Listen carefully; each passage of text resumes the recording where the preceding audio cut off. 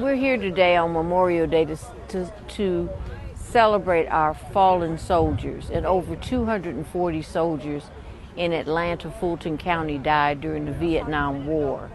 So this is an opportunity for us to remember them. They have not been forgotten. Also, as part of that, we're planning on building some type of monument for them here in Piedmont Park. So I've been working along with some of the Vietnam veterans, because those are the veterans that are in my era, okay? And so we want to make sure we recognize them. They were the only group of soldiers that really was not recognized when they came back out of the war, when they came home. And I think they really felt as though they had been forgotten, that nobody appreciated the service that they provided overseas, and we do appreciate their service. I come from a family of service people. My father was a World War II vet.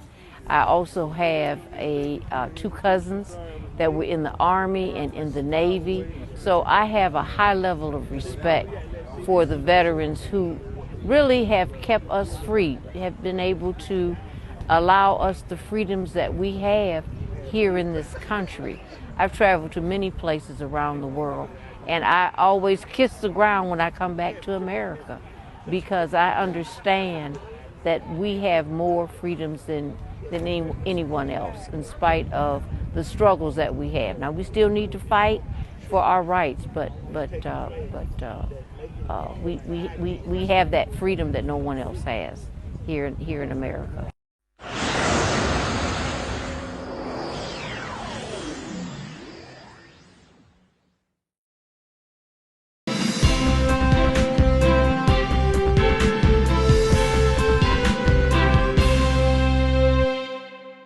The Atlanta City Council approves the budget for fiscal year 2022, which begins July 1st. The general fund budget totals approximately $710 million. The council also approves the millage rate for the fiscal year and legislation adopting the personnel paper. The fiscal year 2022 budget includes no increase in the city's millage rate, increased funding through Operation Shield Camera to maintain and purchase public safety cameras and license plate readers, additional funding to help support operations of the Office of the Inspector General, and an increased budget for the Department of Transportation to install speed humps.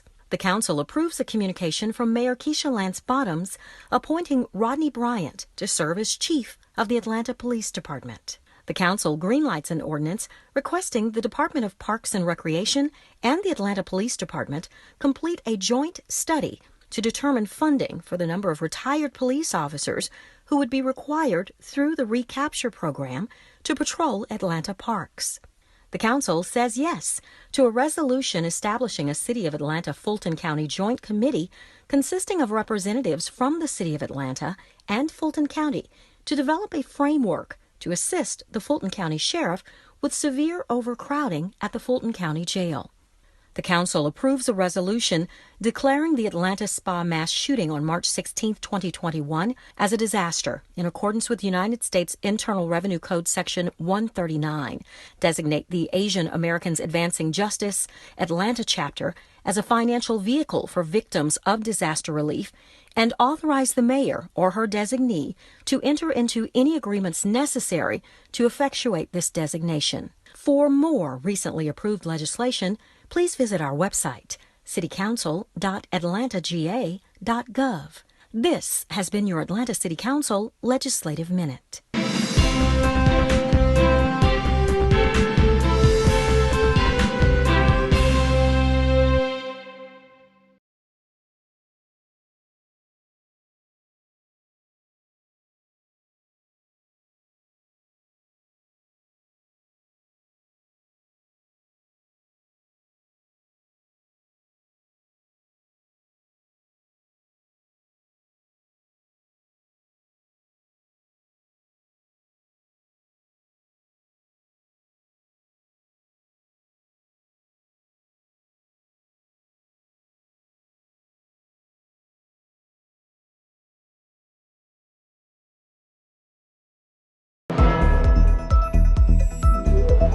Thanks for joining us for this edition of Stay at Home Connect. I'm Phyllis Jackson. Dr. Anthony Fauci is warning against the spread of a highly contagious, more severe form of the COVID-19 variant that was first detected in India. In the UK, the Delta variant is the rapidly emerging as the dominant variant, greater than 60%. It is replacing the B117. The peak transmission in my conversations with and the data associated with the UK, when talking to their health authorities, the transmission is peaking in the younger group of 12 to 20-year-olds, namely that group that we're concerned about here, about making sure they get vaccinated. And as I mentioned before, there's poor protection after a single dose of either the mRNA or AZ vaccine. During a White House briefing, Fauci said the Delta variant accounts for 6% of cases in the United States. Here in Georgia, there have been just under 20 cases reported. According to a White House task force report, Georgia ranks 45th for COVID vaccinations. Fauci says it's important for all Americans to get vaccinated. The White House has a goal of vaccinating 70% of the U.S. population by July 4th. The largest vaccination site in the Southeast closes its doors. Mercedes-Benz Stadium shut down its community vaccination center earlier this week. Over 300,000 vaccinations were administered at the center. Johnson & Johnson says it wants to extend the shelf life of its single-dose vaccine. The company is conducting stability testing. The current vaccine can live up to 3 months, longer if it's frozen.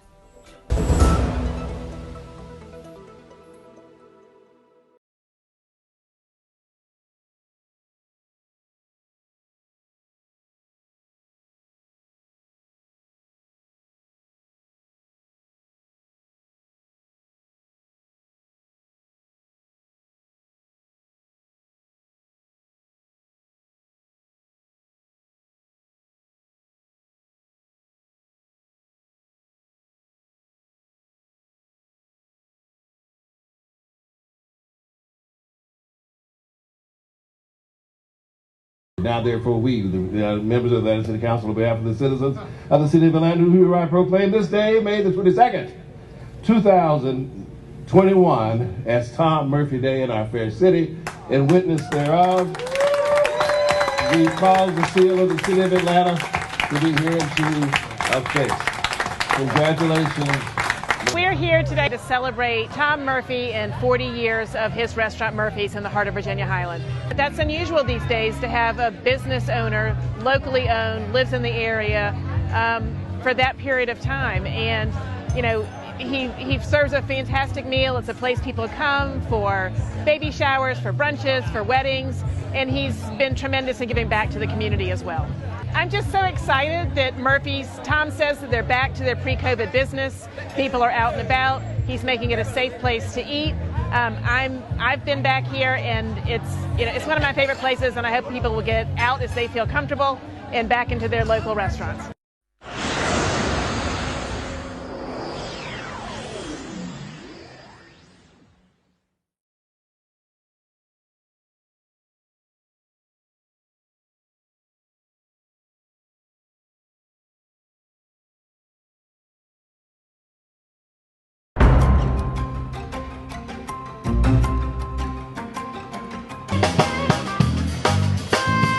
This is a great occasion to be here today. Murphy's being here for over 40 years is significant in a lot of ways. It's not just a popular restaurant, but Tom Murphy, his wife, his family, they're intricate to the community, intricate to the fabric of Virginia Highlands.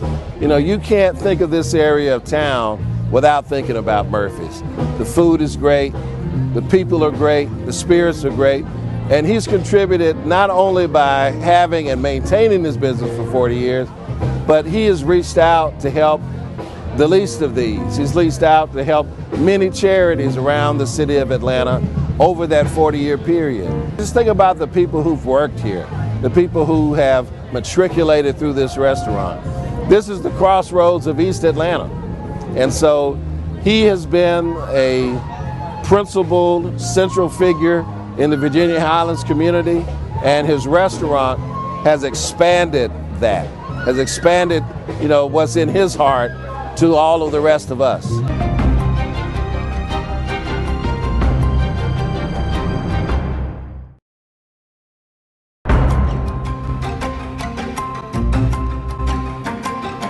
We're out here downtown today celebrating the completion of 4 projects that were voted on during our Downtown Decides participatory budgeting process.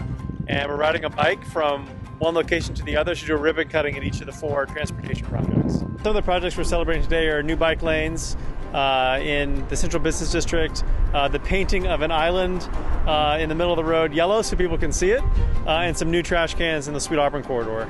This is the direct result of citizens participating in this program. This is the first time we've done participatory budgeting in Atlanta, and it puts the power directly in people's hands on how tax dollars are spent, and we're just thrilled with the response and the success of the program so far.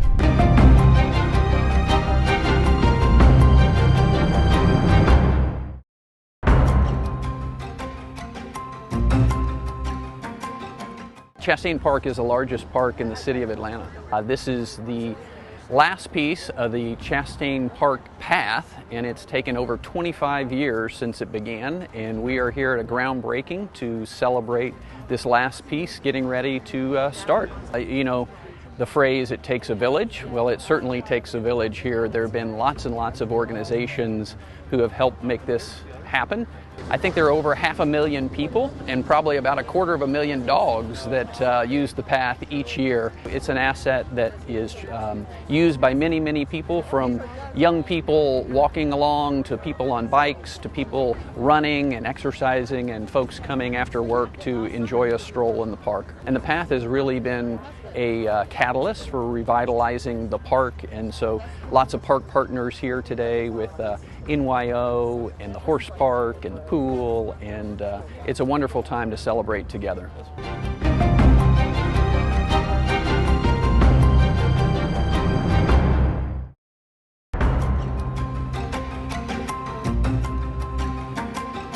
Today we're here for an unveiling.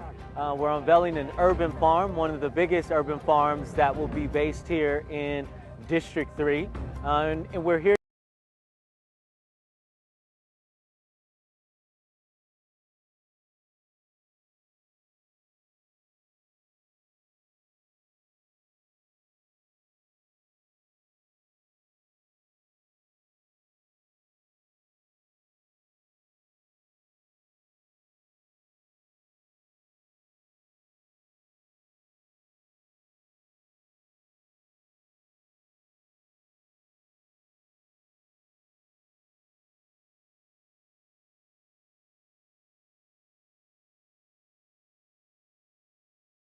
and welcome to the Transportation Committee here at the Atlanta City Council. My name is Andre Dickens. I have the pleasure of serving as your chairman, and I hereby call this meeting to order. We have a quorum of members on the line, and we are ready to start the meeting. So, Ms. Pulandini, I think you have indicated that we have Councilmember Faroki, Councilmember Brown, Westmoreland, Overstreet, and Ide on the line. I received a message earlier that Mr. Massakite would not join today, would not be able to join today. So we have a quorum of members, and all members present except for Massakite. So now I would like for Ms. Pulandini to read the remote meeting statement. Yes, Mr. Chair, this Transportation Committee meeting is being conducted remotely as advertised and as in accordance with OCGA 50-14-1. The meeting will be conducted in conformance with Robert's Rules of Order and the Rules of Council as authorized by the City Code. The public may access the meeting by dialing 877-579-6743, conference ID 831-599-1256, which was noted on the June 11, 2021 public meeting notice. The public may also view the meeting. The public may also view the meeting on Channel 26, the Council's homepage at citycouncil.atlantaga.gov, the Council's YouTube channel, or the Council's Facebook and Twitter pages via @ATL Council. All presentations are available on the Atlanta City Council Transportation Committee presentation page. The agenda was published and made available on June 11th, 2021 via atlantacitga.iqm2.com, and the public was able to submit comments via voicemail at 404-330-6059 between the hours of 4 and 7 p.m. the day before this meeting. All persons present on remote council meeting conference bridge are requested to mute your phones and speakers. Additionally, speakers must be acknowledged by the presiding officer prior to speaking. Each council member is requested to open your Outlook email and minimize the screen. Amendments, substitutes, and informational documents have been distributed to committee members beforehand. Thank you all in advance for your cooperation. Thank you, Ms. Pulandini. It felt like it went longer than normal. We have council member, the vice chair of the committee, Marcy Carter Overstreet, has your hand raised. Go ahead and let us know what you'd like to say. Good morning. And I just wanted to wish you, Chair Dickens, a happy birthday tomorrow, and many, many more. We won't ask you what number this is, but if you want to shout that out, that'll be good. But happy birthday, and I hope you have a great one. Oh, wow. That is so nice. Thank you. I appreciate that. Thank you. I will be happy all meeting. Thank you for that. And also, I mean, I guess in advance of Sunday, I'd like to wish all fathers listening to this Transportation Committee meeting. I would like to wish all fathers a happy Father's Day. And this Saturday, a happy Juneteenth. So lots to celebrate this week. All right. Yep. Now, anyone else have anything else to say? Okay. I don't see any hands raised. Hey. Now I would like to make a motion to adopt the agenda. Is there a second? Second, aye. Okay. Let's prepare a vote on the adoption of the agenda. The vote is open.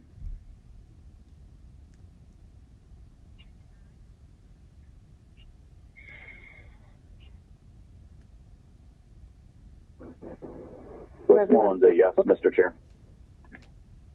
Okay. Voice vote by Westmoreland is a yes. What about Mr. Brown? I'm a yes, Mr. Dickens. Brown. Okay. The vote is closed. 6 yeas, 0 nays. The agenda has been adopted. All right. I will make a motion to approve the minutes. Is there a second?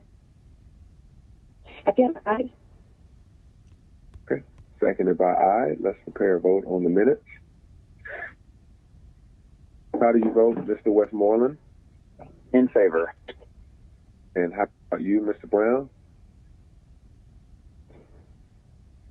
I'm sorry, Mr. Chair? Voting on the minutes. How do you vote? Oh, yes, Mr. Chair. Okay.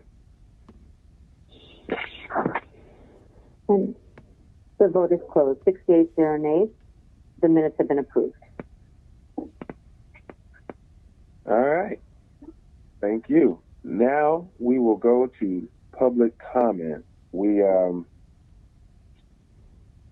have about an hour's worth of public comment. Yeah. Well, before we do that, Ms. Pulandini, did you want to mention the airport tour? Yes. As requested at the last Transportation Committee meeting, the council will be taking a tour of the airport on Friday, June 25th from 8:30 to 11 a.m. to view airport operations since the COVID-19 pandemic. Okay. All right, members, please sign up with Ms. Pulandini if you can make it. Let's play our public comment.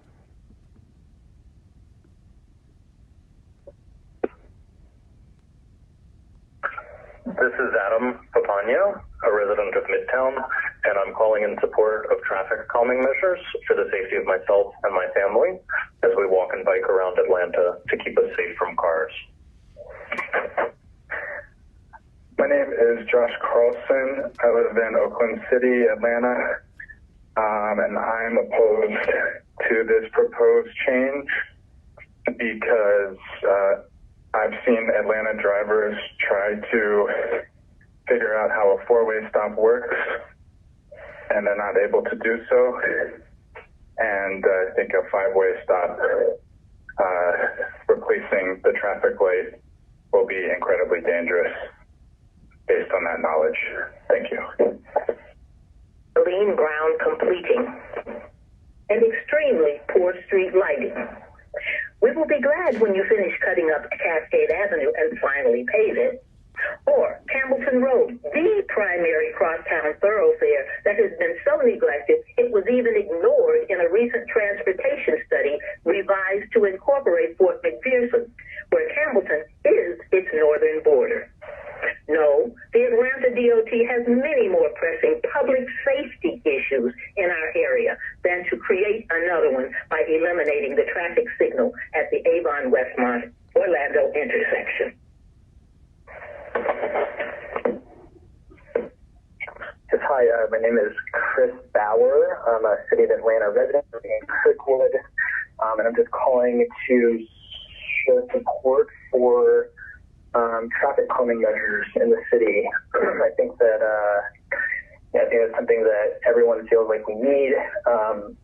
It seems like every street in our city, people are complaining of people driving too fast, and it's incredibly dangerous to get around.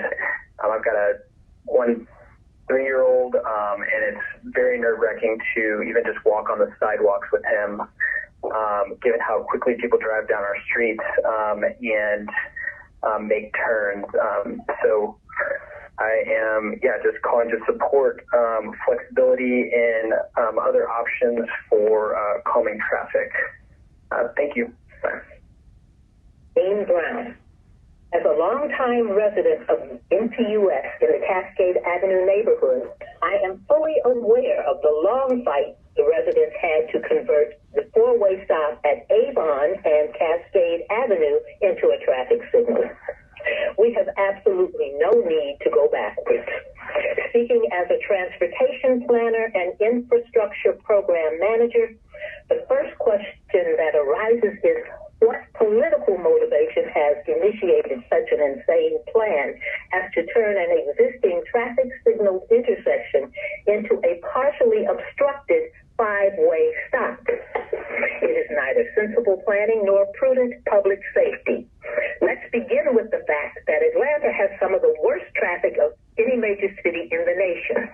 Why is the Department of Transportation constantly implementing decisions to make it worse rather than better? Note MLK and the Westview overpass. Avon Avenue is a significant crosstown connecting street running 1.6 miles to our bedroom community, one of the least encumbered streets in our area, providing direct access to Finch Elementary School and access between Cascade Avenue and the very prime Lee Street corridor. In fact, this particular Avon-Westmont intersection is also a turning lane for a MARTA bus route, one of the few left inside our community. The traffic light also serves as a much more efficient traffic calming device than speed bumps. We recognize that as far as traffic management and roadway conditions, Southwest Atlanta has been ignored for quite some time. We have asked for sidewalks for decades, but we got bike lanes instead, and sidewalks going to nowhere in areas where no one walks, i.e., most recently, Campbellton Road. At the time you began creating bike lanes in SWAT, there were more people in our community riding wheelchairs than bikes. And the sidewalks are still impassable. There are other urgent issues that need your immediate attention, like Central Villa, the cross connector from Cascade to Campbellton. Also a bus route that has absolutely no sidewalks and extremely poor street lighting. We will be glad when you finish cutting up Cascade Avenue and finally pave it. Or Campbellton Road, the primary crosstown thoroughfare that has been so neglected it was even ignored in a recent transportation study. No, Atlanta DOT has many more pressing public safety issues in our area than to create another one by eliminating the traffic signal at the Avon.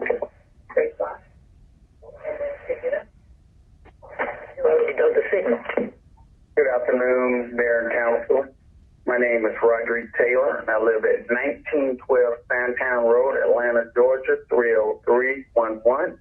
The reason for my call today is that I understand that the city is looking at removing the traffic light at the corner of Avon and Orlando Street. I disagree with that premise. I think that's a bad idea. I've been living in this community over 30 years. There's been a large number of accidents.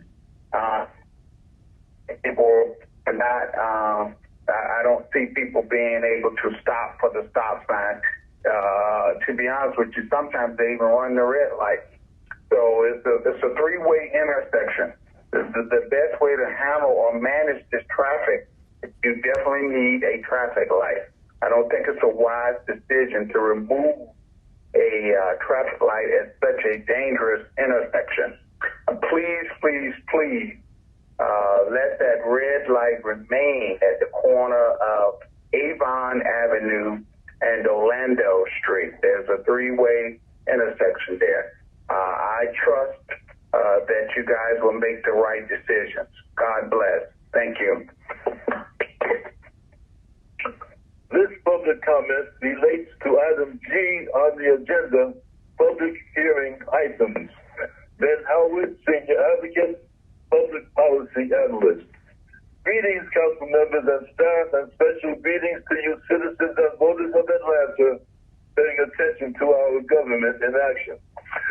The caption in G1, Ordinance 21-0-0300, should be modified to include the phrase in the last line of the first whereas clause. For the sake of transparency, and so citizens will feel better about abandoning city property, the caption ought to state that the abandoning of a portion of Argonne Avenue is for the purpose of renovating the Ponce de Leon Infectious Disease Center. Including that clause in the caption will enhance transparency for the sake of the public. May we all continue to have a blessed day. Hello, I'm Ruby Simmons, and I live in the 839 Jackson Street, the Richmond Hills community. And I'm leaving a public comment into opposition to the removal of the traffic signal at the intersection of Westmont, Avon, and Orlando. In the past, this intersection has been the site of numerous serious accidents and even deaths. This is why the community fought hard to have a traffic signal installed. Bicycle lanes have been added to Avon and are frequently used. Avon is a very long street with very few traffic common installations. The current traffic light serves to slow down traffic at a busy and often dangerous intersection. Moreover, a simple traffic stop at a five-way intersection simply won't do. There have been several accidents at the current stop signs in the area.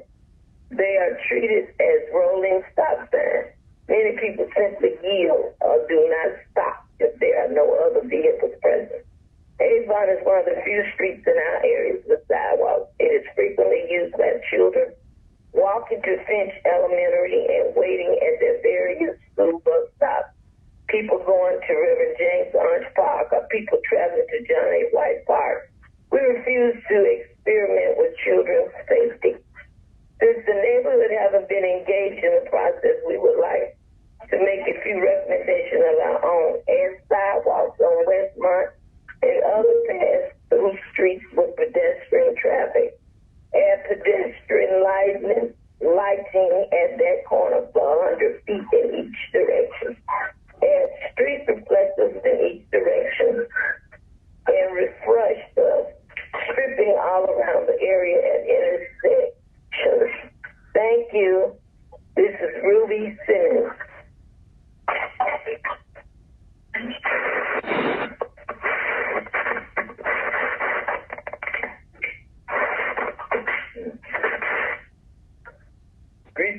committee members and staff, and special greetings to you citizens and voters of Atlanta monitoring your government in action this election year.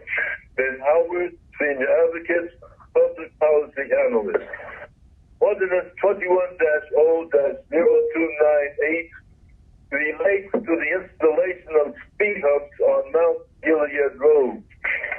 While speeding is on the minds of the members of this Transportation Committee, speeding also ought to be on the minds of the NPUR9 if they had any concern about the consequences of speeding along the Kellerton Road corridor. Not so. The concern of the NPUR9 is how to keep participation low enough so they can still maintain control. So there they sit during meetings when they are not on vacation, poised to thwart any attempts on the part of advocates like Ben Howard, Ron Secure, and Edith Latipo, who dare to speak out on behalf of those less fortunate against the theft of packages from front porches and automobiles, against stolen vehicles, against the kidnapping of children strapped in back seats during carjacking. So there they sit like spiders waiting for the fly. They allow an advocate to enter the virtual meeting for a minute, then they remove the advocate from the meeting, knowing that the remove feature of Zoom prevents a participant from re-entering that meeting. Will residents of neighborhood planning unit R ever be able to have a discussion about transportation matters at an NPUR meeting? No, because NPUR does not have and has never had a transportation committee, and because the NPUR9 does not want anything to appear on the NPUR agenda that might attract some of the 20,000 residents to NPUR meetings. But stay tuned. An email has been sent to legal@zoom.us.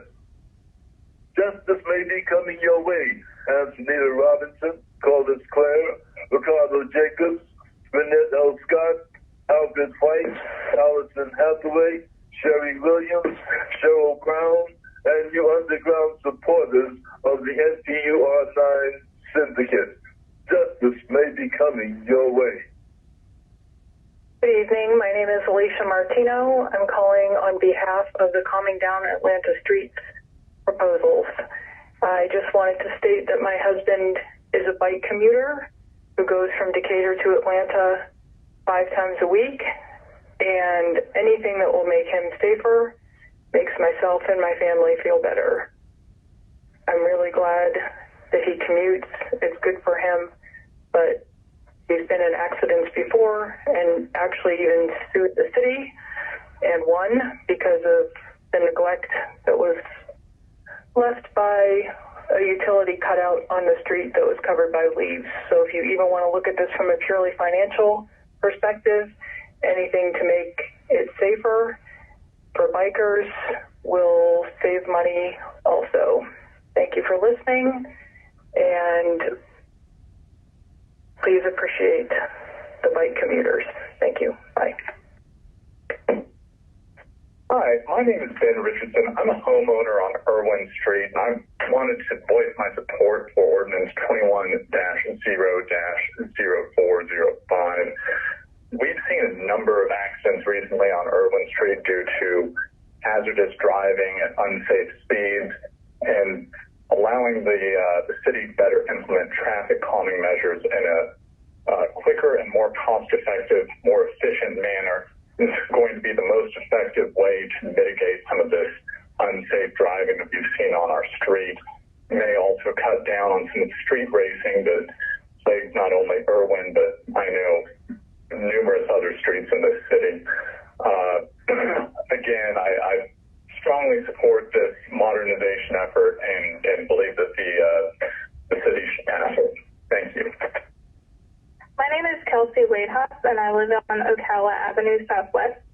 I'm leaving a public comment in opposition of the removal of the traffic signal at the intersection of Westmont, Avon, and Orlando to be replaced apparently with stop signs. It's my understanding that the community fought for a signal signal here years ago, and GDOT data from Numetric indicates that there has not been a fatal crash at this intersection since 2012. If these numbers are accurate, that means that the traffic signal is doing its job. And if the situation is not broken, then why try to fix it?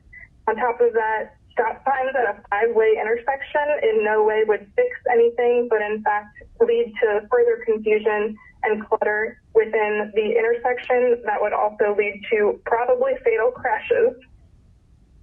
There are other improvements that the intersection can undergo. One is that the entire intersection needs to be restriped, both the red light stop markers per direction, as well as backing those up so that the bus can safely turn onto both Avon and Westmont from either direction. Westmont is also a downward slope from the southbound direction, so definitely speed bumps will help remedy that speed situation. The drivers speed up to the intersection, maybe slow down sometimes when there's a red light just to check because that sight distance onto Avon is non-existent, but they will still blow through it. And so all of these things, cause a lot of clutter in the intersection, a lot of danger and confusion. So improvements would definitely not be stop signs, but rather be restriping the entire intersection for clear direction for traffic from all angles. Thank you. Yes, hi. My name is Nicholas Balmer. I live in Ormwood Park. I also run a 5,000-person Bike Commuters of Atlanta Facebook group. And I'm a multimodal, like many people in the city, transportation user. I drive motor vehicles. I hop on scooters in between mass transportation. I ride my bike quite a bit. And I also walk quite a bit. And so do many people I know. I'm calling to support your traffic calming policy that is Ordinance 21-0-0405.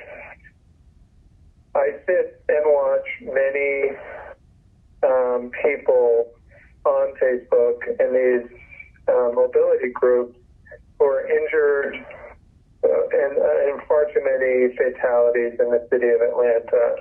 In the city of Atlanta's fatality and injury rates for all modes of transportation are basically like those of third world countries compared to sister cities like Charlotte that have incredibly less, injury and fatality rates and have adopted, kind of forward-looking policies like the one we're talking about in terms of calming traffic. And, we really need to put some teeth in the Vision Zero policy because right now it's just lip service. And nobody would consider it Vision Zero, especially with the numbers that we have right now that are so sad and tragic. It would be great if Atlanta became a model for what to do transportation-wise, as opposed to a national model, which it currently is, but what not to do. Our streets are currently designed to move people in cars mostly at extremely fast rates out of the city. We're not investing in people who actually live in the city and making it safe and equitable and connected. And we need to do so. And the traffic calming ordinance is just one of many things that needs to happen, to create equitable entry. Thanks for listening, and let's get this ordinance through. My name is Robbie Hunter, and I serve MPUS as the Committee Chair for Quality of Life. I'm calling to comment on the proposed plans by Atlanta DOT to remove the traffic signal at the intersection of Westmont, Avon, and Orlando and replace it with stop signs. The traffic study was done during the pandemic at a time when traffic was at its lightest, so the results can't be accurate. Nevertheless, my MPUS is strongly against this change. We see no added value in the city making that intersection an always stop. Even so, the community is encouraged by your desire to spend our tax dollars in MPUS. Atlanta DOT is a new city department and is in a unique position to truly improve the quality of life for residents in Atlanta. If the city really focuses on transportation projects that have been left undone for years and engages with the community to identify those projects, we can truly make progress and improvement in our neighborhoods. As a new DOT, there is a desire to show off a completed projects list ASAP. To accomplish that, it's easier to pick low-hanging fruit and not engage with the community at all. But you do so at the expense of taxpayers who have been waiting for Atlanta DOT to show themselves as worthy of our confidence, trust, and support by completing meaningful projects in our neighborhoods. The question today is, what will Atlanta DOT community engagement look like? We're not impressed with how the community has been engaged so far. Therefore, I'm asking the Transportation Committee to restore my confidence and cancel the project at Westmont, Avon, and Orlando. Instead of removing traffic signal, we ask that you install sidewalks at the MARTA bus stops at Avon and Westmont. Sidewalks would make it easier for MARTA to install needed bus shelters. Currently, the residents are forced to stand dangerously close to the street and in bad weather. Another bus stop that urgently needs city funds is at Hamilton Road in Alma, ALMA, near the Family Dollar. It is identified by a bare patch of dirt dangerously close to the road next to the Fort Mac fence, where residents stand praying those cars speeding at 45 to 50 miles an hour do not hit them before the bus comes. Please put a platform there at least and a MARTA shelter to provide some protection for these riders. You may be saying that you can't do anything because Hamilton is a state road. And I ask you to please represent us as you had promised to do when you were elected. Hello, my name is Dave Ederer. I am a Reynoldstown resident, and I am calling in support of Ordinance 21-00405 to reform the City of Atlanta's traffic calming policy. I think this issue is so important, and I know that the current traffic calming policy is flawed and requires many bureaucratic hurdles, and believe that ATL DOT can more effectively control speeds and reduce deaths and injuries in support of their Vision Zero policy by having a new traffic calming ordinance. So I give my full support to the revision of the traffic calming policy and hope that the council and the committee will vote to reform it. Thank you so much. Hello, my name is Dawn Brown, and I live in Oakland City, and I'm calling to leave a comment to the opposition of the removal of the signal that's located at Westmont, Avon, and Orlando. In the past, this intersection has been a site of numerous accidents and even a death. The community fought hard to have the traffic signal installed. There has recently been bike lanes and some sidewalks put in on Avon that's helped our mobility. However, this section specifically, as you continue on to Avon, has a tricky no bike lane kind of area. So I would highly recommend adding more sidewalks and bike lanes versus removing a traffic stop in a five-way intersection that would be probably turned into a rolling stop sign and continuing on the street racing that goes up and down Avon Avenue. So I just wanted to call again and to report my public comment for this. My phone number is 404-317-5566 if you'd like to follow up. Please just recognize all of our comments on this issue. Thank you. Hello, my name is Kyle Lamont, and I am an Oakland City neighborhood resident. I am calling to vehemently oppose the utilization of 365 acres to be leased out to the Police Foundation we can certainly find better utilization of our land and natural resources, as well as financial resources, and undergirding our community versus giving land and additional resources to police officers. Atlanta has a severe housing crisis, a severe homeless crisis. It is number one for income inequities, number one for social immobility. We can certainly find greater use of public land, public resources to help undergird our struggling communities. Thank you. Hi, my name is Quadris Black. I'm calling in regards to the traffic light at Westmont and Avon. I know that it's proposed that light be taken away, and I'd just like to comment that I think that would be a mistake. Traffic is already kind of precarious in that area. I think everybody knows that in the Southwest area that traffic and pedestrian interactions are kind of sketchy. I do believe that removing that stop sign would contribute to the sketchiness of the traffic issue that we have in the area.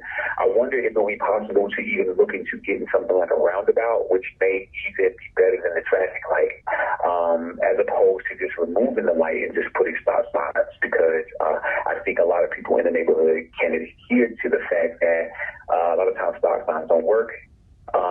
Lights seem to work, and I think a roundabout has no choice but to work. So maybe that's something we can consider if we don't want to do the traffic light.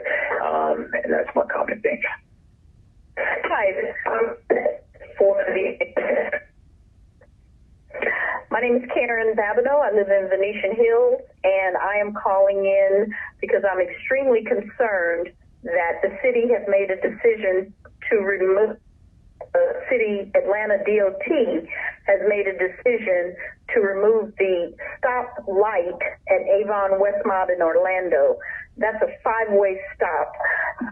That is not only not considering the neighbors in terms of public engagement about that issue, but it is dangerous. There's so many factors that went into adding that light, and one of them was accidents and deaths, actual deaths from accidents at that intersection. That was learned through people who've lived in the neighborhood for over 40 years. We have new neighbors moving in. They don't know which street is one way, which street is not. We have a lot of speeding, running through red lights in our neighborhood. So removing that light is going to be problematic for anybody living on Avon or that uses Avon to get to and from home, work, or just in the neighborhood. So I would hope that public safety not only includes our police force, but it also includes the mechanisms that are in the neighborhoods that keep the streets and neighbors safe, and that stoplight is detrimental to the safety. It's not detrimental. Removing it would be detrimental to the safety of the people that lived in this immediate neighborhood. And I just appreciate whoever's listening. Appreciate you listening. Hello, this is Meg Boyles, and I live on Irwin Street near downtown in Atlanta. And I did want to call and express support for modernizing the code. I definitely think we need more traffic calming in this city, and that enforcement will not be enough. It hopefully would also help with street racing. We even had an accident right in front of our home where there was a car street racing and it ran into a parked car. Luckily, no one was injured, but certainly not what we would expect to see on a residential street. Thank you for your time. Hello, my name is Robin Butler, and I live in the Venetian Hills neighborhood. I'm leaving a public comment regarding the traffic signal at the intersection of Westmont, Avon, and Orlando. My feedback is that I believe the light should stay. It is a dangerous intersection because you can't see very well oncoming traffic if you're trying to turn. However, I would like to suggest that it becomes only active during rush hour and it is a blinking red light at all other times. Thank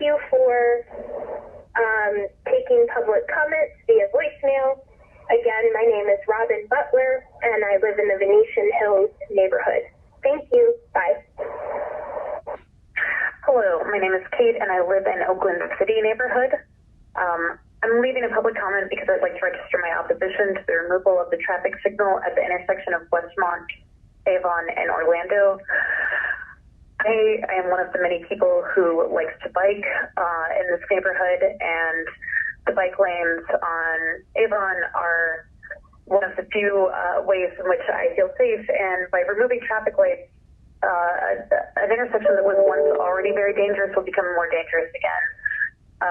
Please, to avoid, quote, rolling stops and people not yielding or stopping and potential accidents when there are not enough sidewalks and kids already out on the street, please leave the light there. It's necessary and important. Thank you.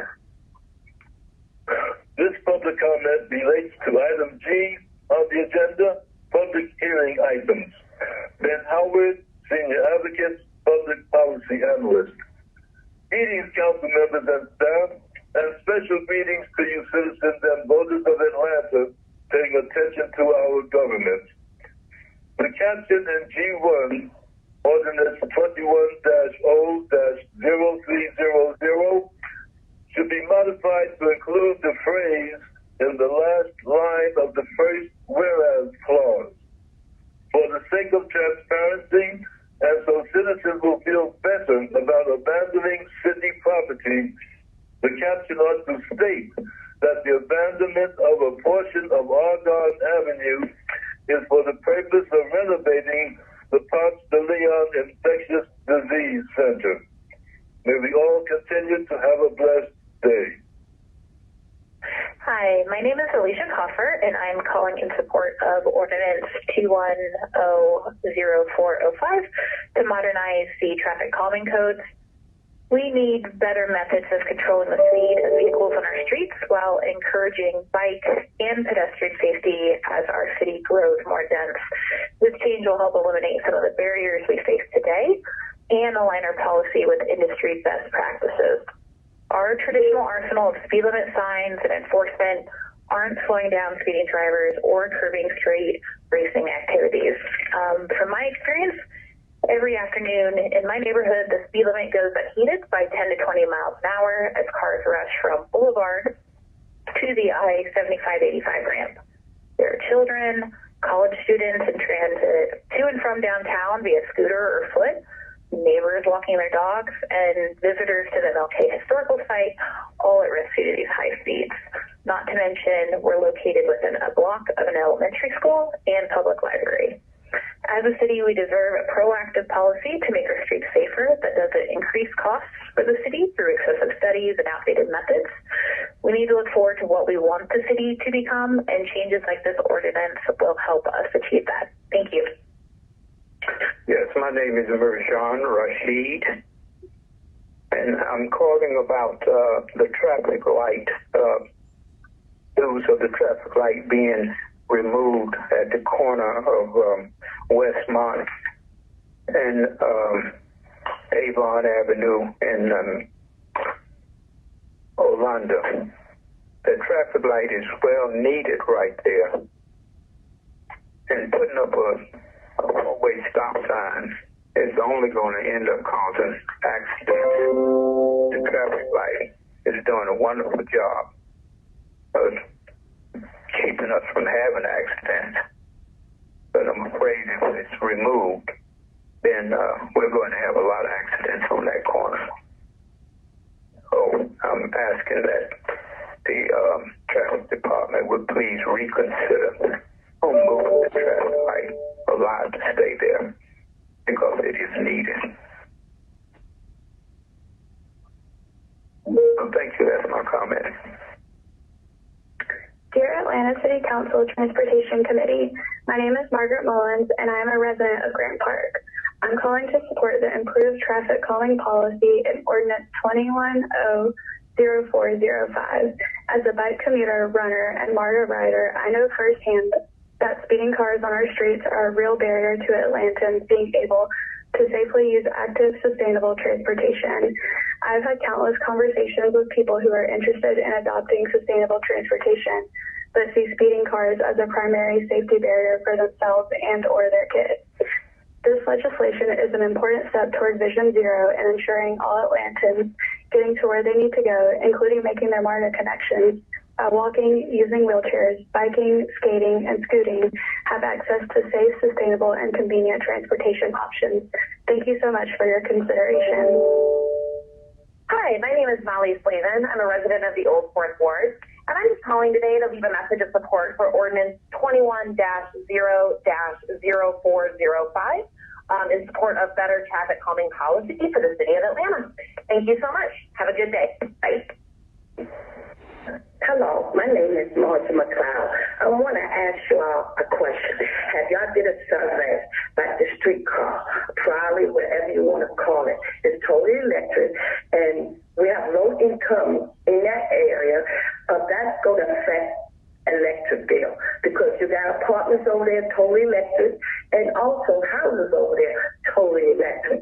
So, if anybody make sure they did a survey, and this going to cause the people light bill to go up. Georgia Power is high as it is now, and I really don't agree with this trolley car, street car, whatever you want to call it, because Auburn Avenue, you see, nobody's not using it. It's not that many people going to take that streetcar and you're spending all this money on a streetcar. But when them people see the electric bill, it makes it listen. I don't think they even want this streetcar on Hamilton Road. And another one, Phoenician, like a broken record. Phoenician over there by St. Peter's, not far. Lighting, we need brighter lights.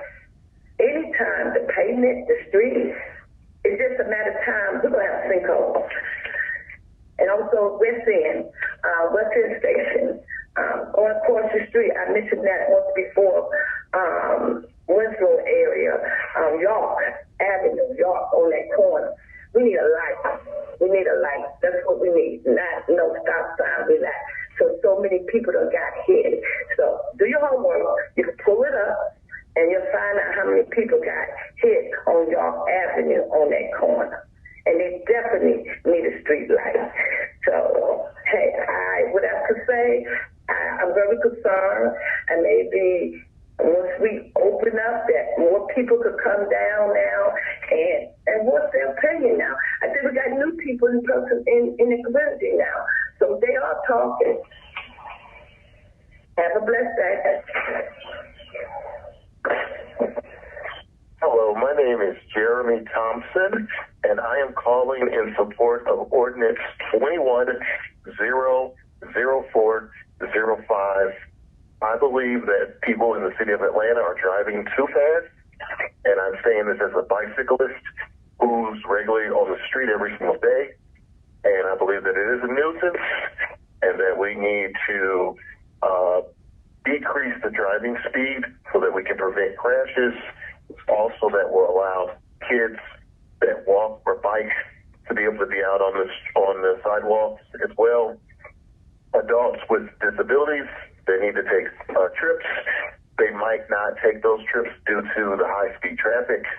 So I believe that we should have some traffic calming ordinance that will help both folks that walk, that bike, that jog, that run, and that also drive cars. We can all share the space, and we can all feel comfortable whether we're on the street, me as a bicyclist, or on the sidewalk. So I support the traffic calming, and I believe that we should have a modern, flexible approach to traffic calming, and I support this ordinance. Thank you so much. Take care. Bye-bye. Hello, my name is Jason Dozier, and I am a community organizer and activist in the Mechanicsville community and in Neighborhood Planning Unit B. And I'm calling because I want to just let you know and encourage you all to support Ordinance 21-0-0405. The fact that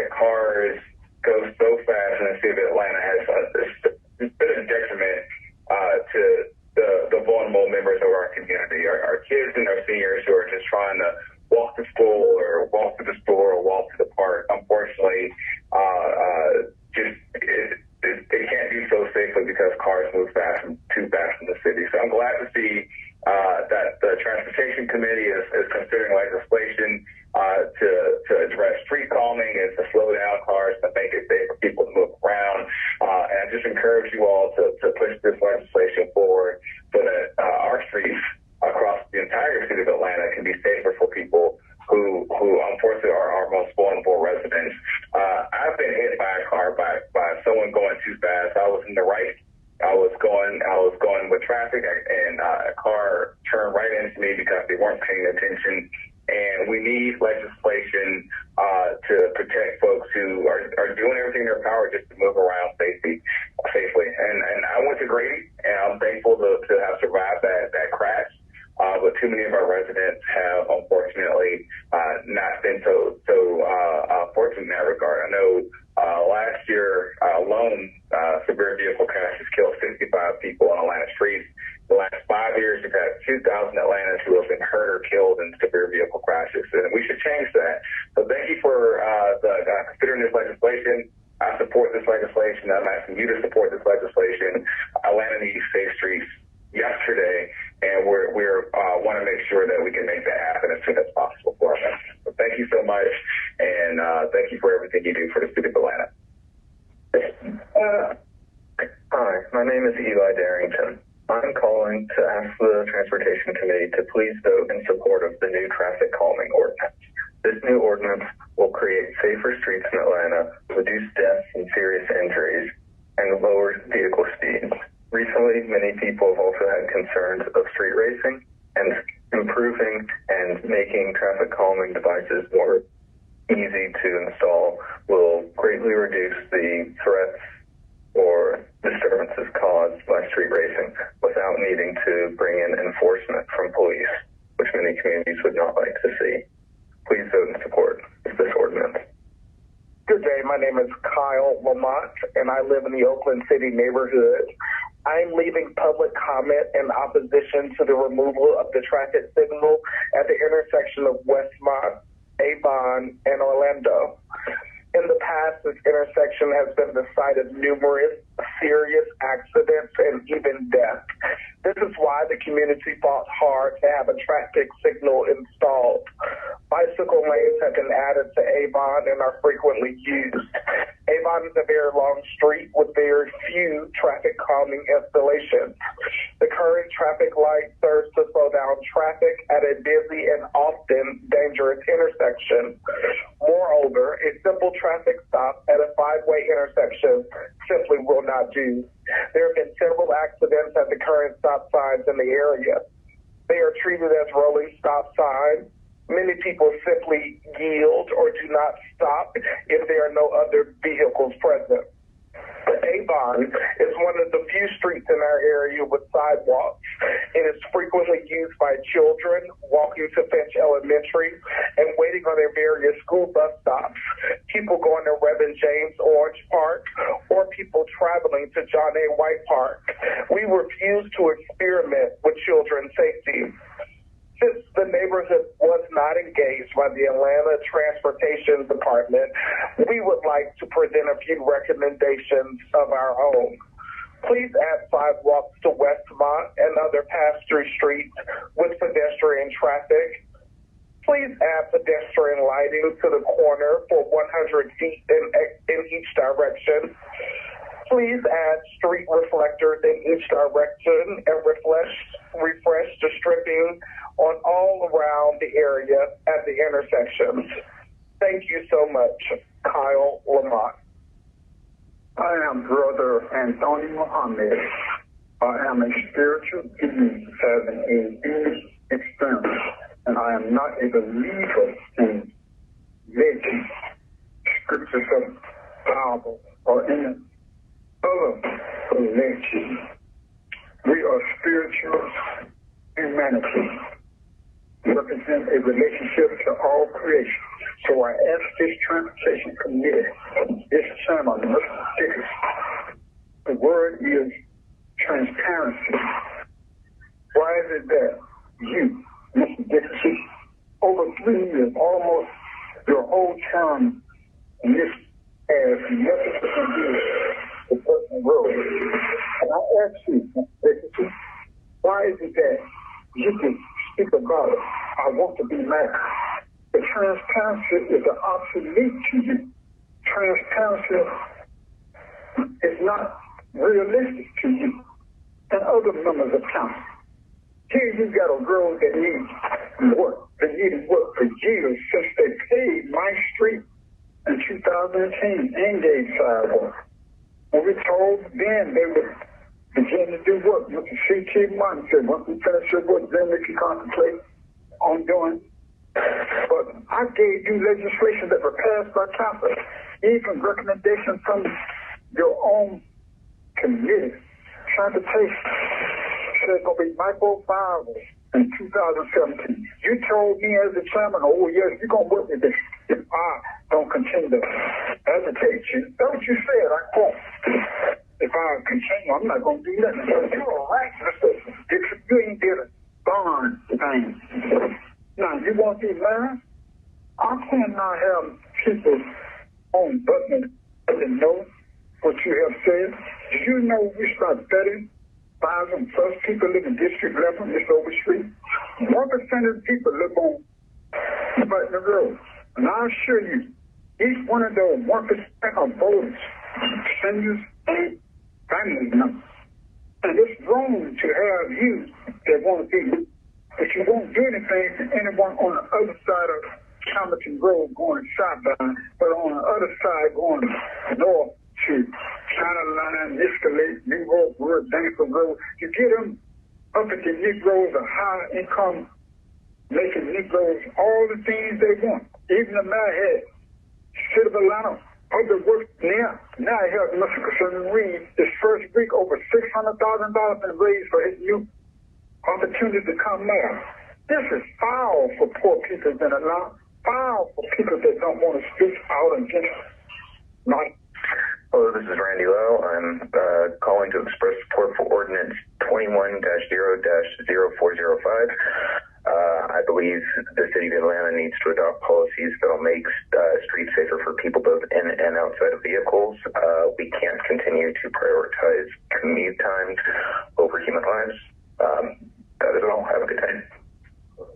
Hi, my name is Sharon Cook, and I live in the Oakland Historic District. I was calling to voice my concern for the opposition to the removal of the traffic signal at the intersection of Westmont, Avon, and Orlando. I think that is a bad idea, and I would like to see that traffic light stay there because the community has fought so hard to have it installed, and it's also for the safety of the children that go to Fisk Elementary, and also for the ones that's walking, riding the bikes, or walking their dogs. And I can be reached at 404-951-9577. Once again, my name is Sharon Cook, homeowner at 1123 Cordova Street in the Oakland Historic District. Thank you. Good afternoon. My name is Rosie Rumley Elder. I live on Lorenzo Drive. In the area, it's NPUS. This is in reference to the removal of the traffic light or stop light, which is located at the intersection of Avon, Westmont, and Orlando. And it's a five-way. You're looking at putting a stop sign there. That is totally not what the community residents would like to happen, would like for what we have there to remain for the safety of our residents. And we have, as the chair of NPUS's committee that works with you all on the issues in the community, it's a safety concern, and there are so many things that have been neglected in our neighborhood.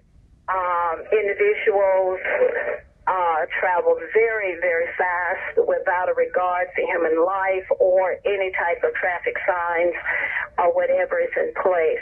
So please reconsider your plans of removing what's there and replacing it with stop signs. That is not, as I said initially, what our community wants.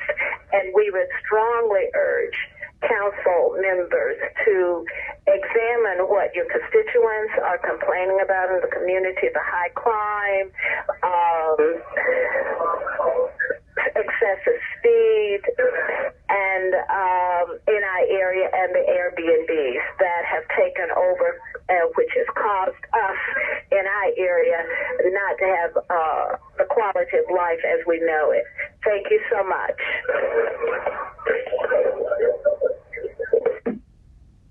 Hi, my name is Eugenie Osterman, and I live at 860 Westmont Road, Southwest, in Atlanta, Georgia. The zip code there is 30311. We wanted to voice our opinion. My partner and I would like to voice our opinion in opposition to the light being removed from the Avon Westmont area and replaced with stop signs. The intersection is extremely dangerous, and there's a lot of sites that you cannot see, even if you were at a stop sign. So the signal has helped prevent a lot of accidents, and it helps keep us from getting hit when crossing the crosswalk there.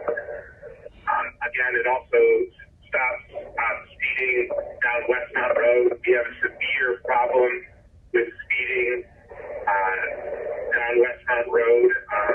Most people are going 60, 70, 80 miles an hour down Westmont, and we really appreciate the continued light there, and also that we would also request that the committee maybe consider other alternatives such as speed bumps if you are going to look at other ways to make it more efficient to cross through that intersection. We appreciate your consideration of our commentary.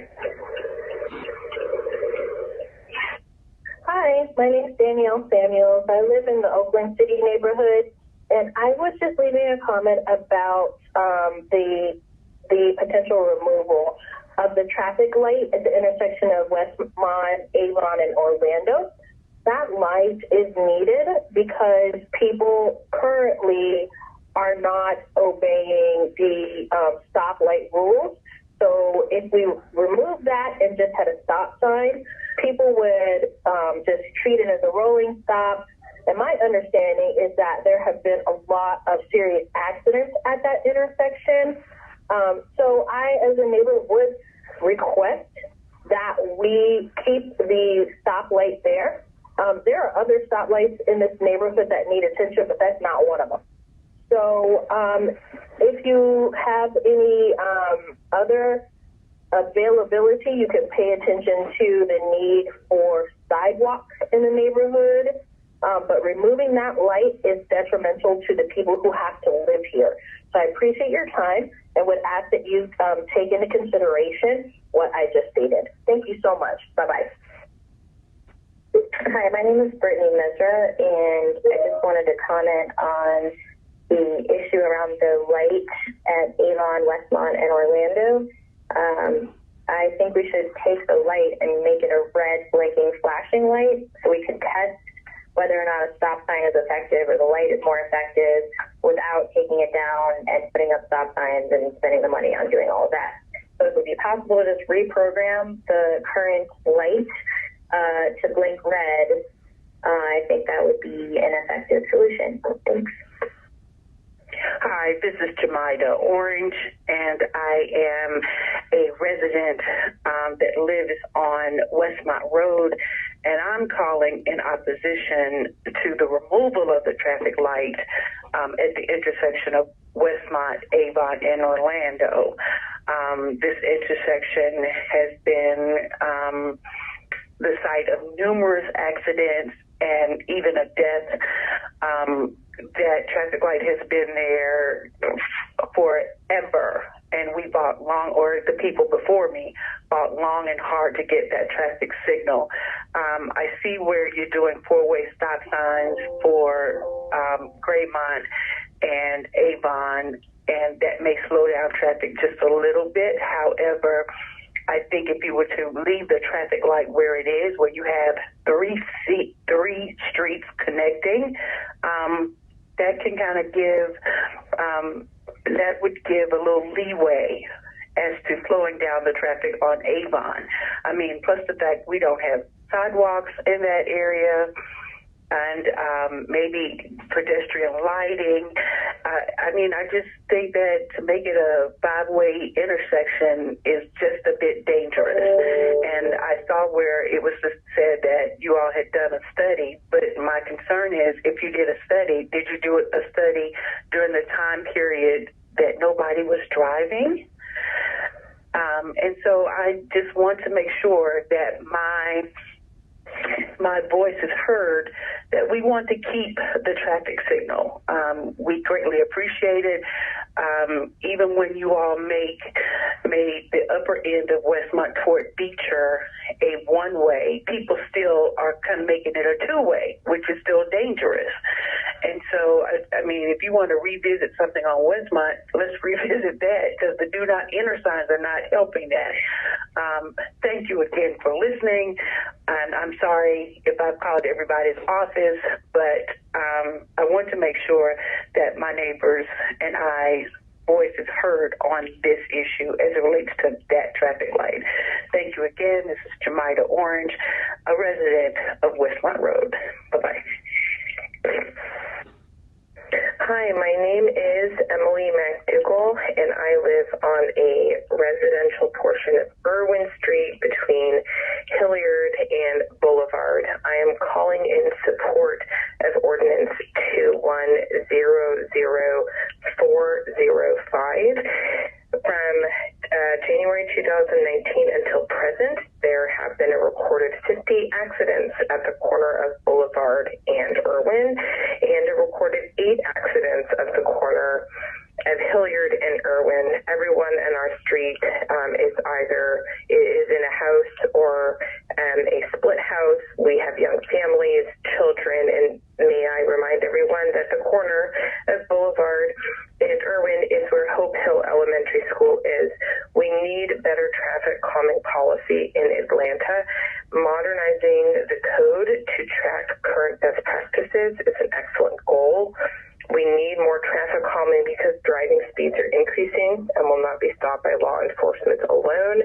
And effective traffic calming also will prevent street racing, of which we witness a lot on our slice of Irwin. And in addition to Hope Hill Elementary School, Irwin Street also plays host to a high school athletic field, to the new middle school, and also Georgia State University, in addition to the Irwin Street Market and Clark Street Market. Thank you so much. Bye-bye. Hi, this is Adrienne Colvin, and I'm calling to make comment on Ordinance 21-0-0358. It is an ordinance that proposes to change the current stoplight traffic lights at the intersection of Avon, Westmont, and Orlando to stop signs. The change as proposed would increase the risk to pedestrians, to drivers, to bikers. We have a lot of families with children. We have children who are walking to schools. This intersection, if you know anything about this intersection, it is 3 streets coming together that, as it is right now, you cannot see around the corners of these intersections to be able to enter safely without traffic lights. There are obstructions to a driver's vision, and I'm very much concerned about that. Me and my husband have lived in Oakland City for over 20 plus years, and we are adamant that changing this would endanger our community, our children, families, and pedestrians, as well as put at risk drivers and other commuters such as bikes. We also have citizens that use electric wheelchairs.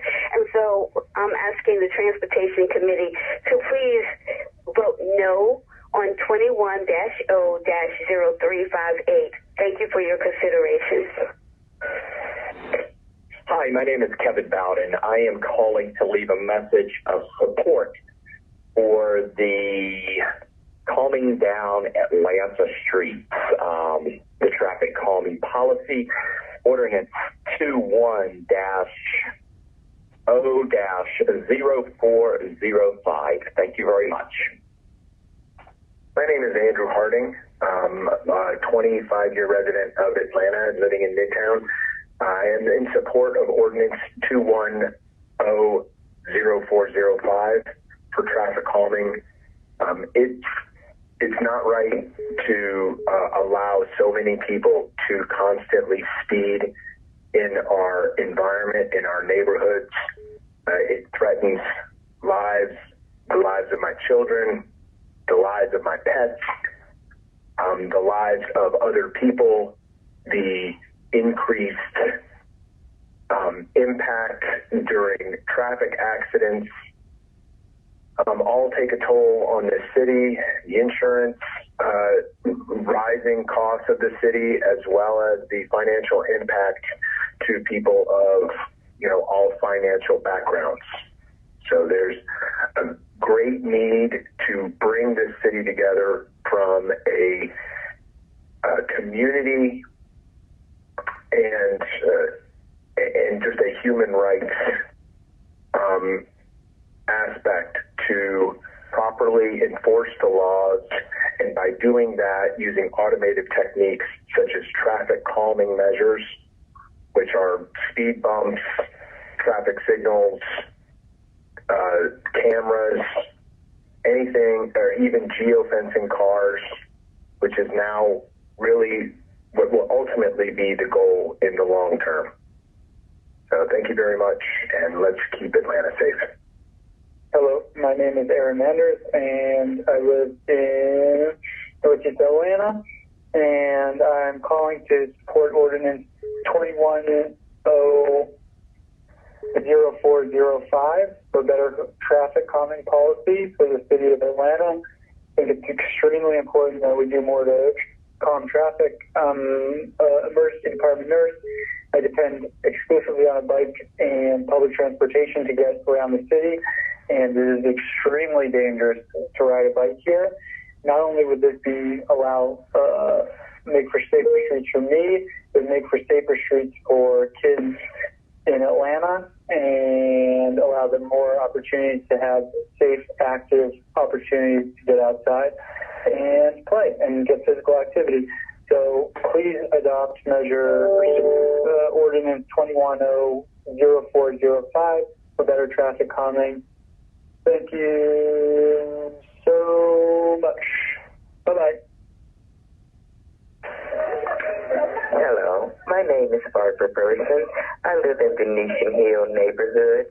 I'm leaving a public comment in opposition to remove the traffic signal at the intersection of Westmont, Avon, and Orlando and replace it with a 5-way stop sign.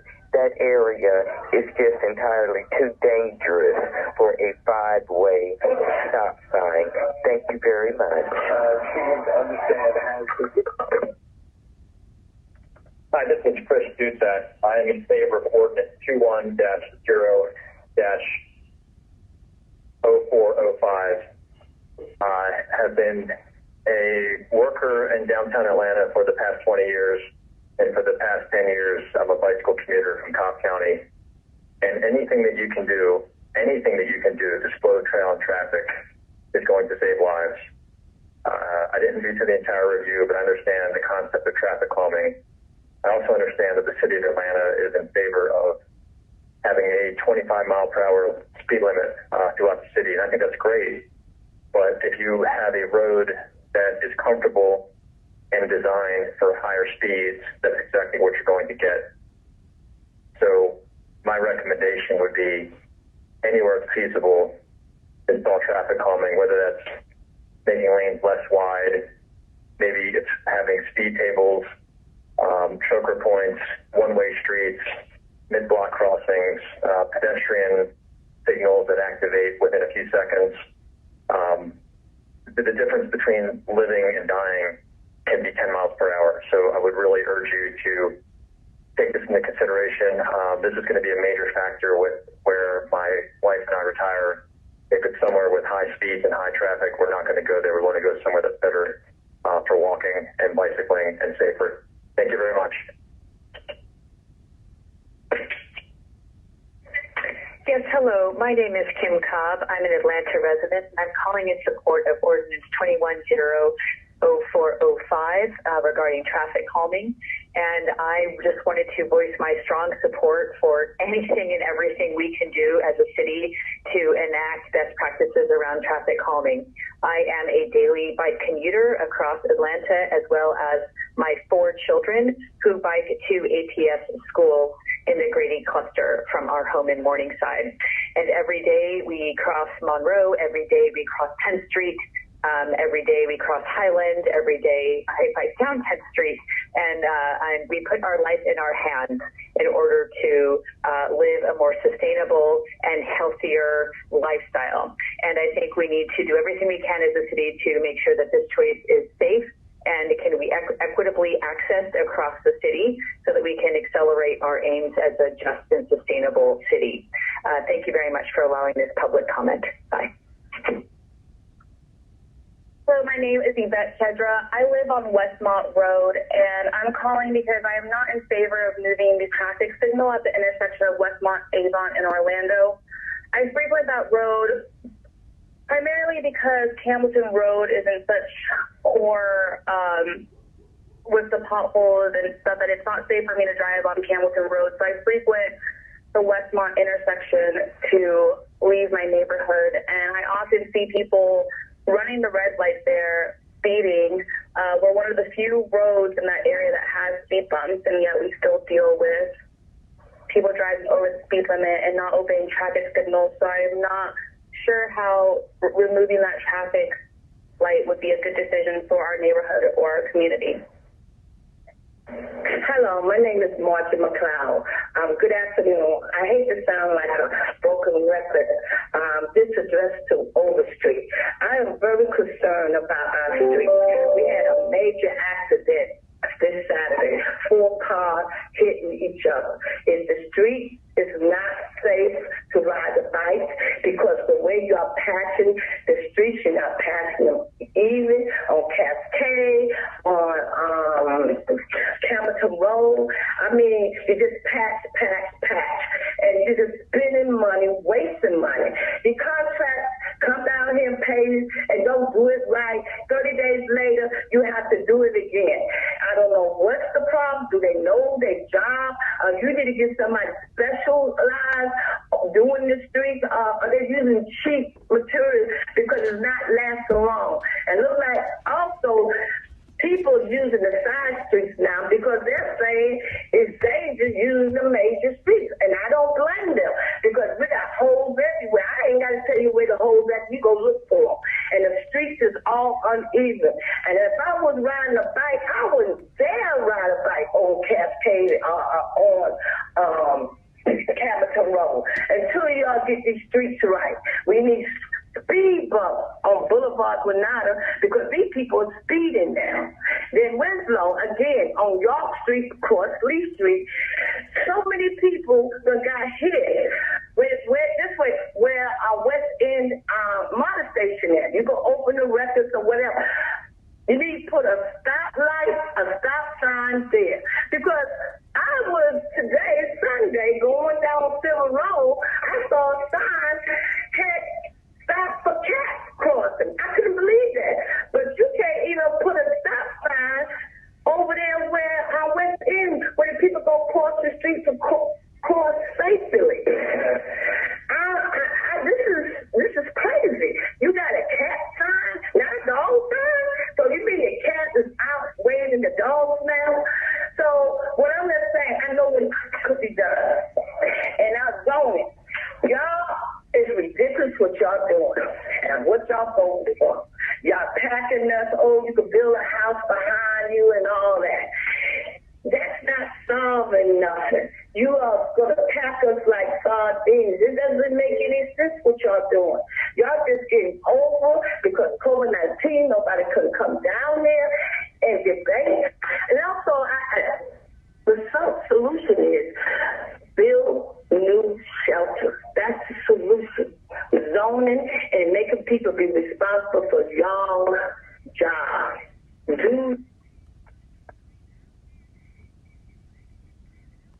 And that concludes our public comment. All right. Thank you. Thank you to everyone that called in to give us their public comment. We listened to each and every last one of them, and there were a number of those calls were related to traffic calming and some in support of the overall traffic calming plan, and then others were calling specifically about Westmont and Cascade and Avon, this area, and Campbellton. And so I think we have Councilmember Winslow on the line, and I was also talking with Josh Rowan, our commissioner, and he said that he's going to make sure that his design team takes a second look at this. This was just brought to our attention today as a council looking at this, and I'm glad that the citizens called in. So Mr. Rowan may comment after Ms. Winslow. But Ms. Winslow, are you on the line? Yes, can you hear me? Yes, I can hear you. We all can hear you. Okay, and thank you. And I just want to thank all of the concerned residents for calling in. So the way I found out about this is that someone sent me an email from transportation, and I was shocked and did not know what they were talking. Well, I knew what they were talking about because they were talking about removing a traffic light at a 5-way intersection. So how you can even have a 5-way intersection with stop signs is absolutely ludicrous. Absolutely ludicrous. Who goes first? Who goes second? Who goes third, fourth, and fifth? I haven't seen that in the city of Atlanta. That's why they have traffic lights at 5-way intersections. They have the little 5 points. They have them right there at Ralph David Abernathy at Metropolitan. And so I inquired about if there was a study that had been done. Got no response. I haven't gotten any response from anyone in regard to this issue, period. So I don't know who thought about it. And it's crazy thinking. Okay, I don't know where the idea even came from. I know who the email came from, but I'm not going to put fault on that person because I don't know how it started. But someone should have called me from the department and talked to me about it. So I appreciate all the residents having called in, especially Jemida Orange. She and her family have lived in that community for many, many years, and so they were able to give some background that perhaps some other people were not aware of. And I appreciate the Lorenzo Drive folks stepping up, too, because they've been there many, many years. And I'm just very concerned and very disturbed about it, as are the residents. And that's all I wanted to say, Mr. Chair. And I just wanted to thank you for your email that you sent as well. Yes, I thank you for that, for the inquiry. Mm-hmm. Yes, I'm glad you came on today, Ms. Winslow, because, they all sent that email and then they called today. So having your voice heard is definitely helpful. And then we will make sure that the Department of Transportation here, I know they're listening because I was texting them and they were texting me. And, the first set of solutions that they're going to do is they're going to ask the team to take a second look at this, not doing it, not putting up the stop signs as, see how they can present this back to the community in a different way. And then another option or an additional option is to put the lights on a flashing thing so that it's kind of performing like a stop sign, but it's still traffic lights, and do a test. These are things that are coming to me via text. So I haven't vetted it out yet. I'm just reading them as they're sharing it, but I want you to know those are some of the solutions, some of the temporary tests and thoughts that they would come back to you with. And I'll ask them to send that to you and I in an email and the rest of the committee, and then we can go forward. Ms. Pulandini, can you? Mr. Chair, can I say one last thing? Yes, ma'am. You see that they've first of all, they've totally disrespected the process, transportation, and how you can put red lights up. That's why I'm saying if you go look at the intersection, that's why I'm explaining the intersection is like 5 points, little 5 points in the business intersection. It's like the intersection at Metropolitan and RDA. That's why there are traffic signals there, because those are odd intersections that have 5 ways in and out. And so with these people talking about they're going to look at it again, they just need to leave it alone. They need to leave it alone. They were put there for a reason, and now they can't give a reason as to why they're taking them out. So if they're going to take those out, they need to look at taking out the ones in little 5 points. They need to look, see, you can't do one and then not do the other ones, and they're all the same in terms of a diamond-shaped star, okay? So they need to be, I'm being very clear about where I stand and where the community stands. You don't take one out without taking out the other ones. That's a heavily trafficked area. Westmont is a collector street. Avon is a collector street. I don't know what they're talking about. I don't know what's going on, but I don't like it. And that's what that's the message I want to send to the transportation staff and the committee. Not the committee, the staff, excuse me, the department. I'm done. Okay. All right. Well, hang on the line. Stay on the line because I'm going to have Josh. Okay. All right. Okay. So, Ms. Overstreet, I know you wanted to speak, and I have Josh Rowan, who is on the line too. So, Ms. Overstreet. Thank you, Chair Dickens. Yes, I just wanted to speak quickly because we actually share this area. District 11 is literally 1 or 2 streets due west of this whole intersection. And so I have lots of my districts that travel this area regularly. And I also would really like a public engagement and education on what is proposed. I've not heard anything about taking the light out and putting in, a 5-way stop there, and there's a close, like literally not even a 1/10 of an inch, section where they're trying to put in 2 more stop signs. We really need to be educated on what your thought process is, what type of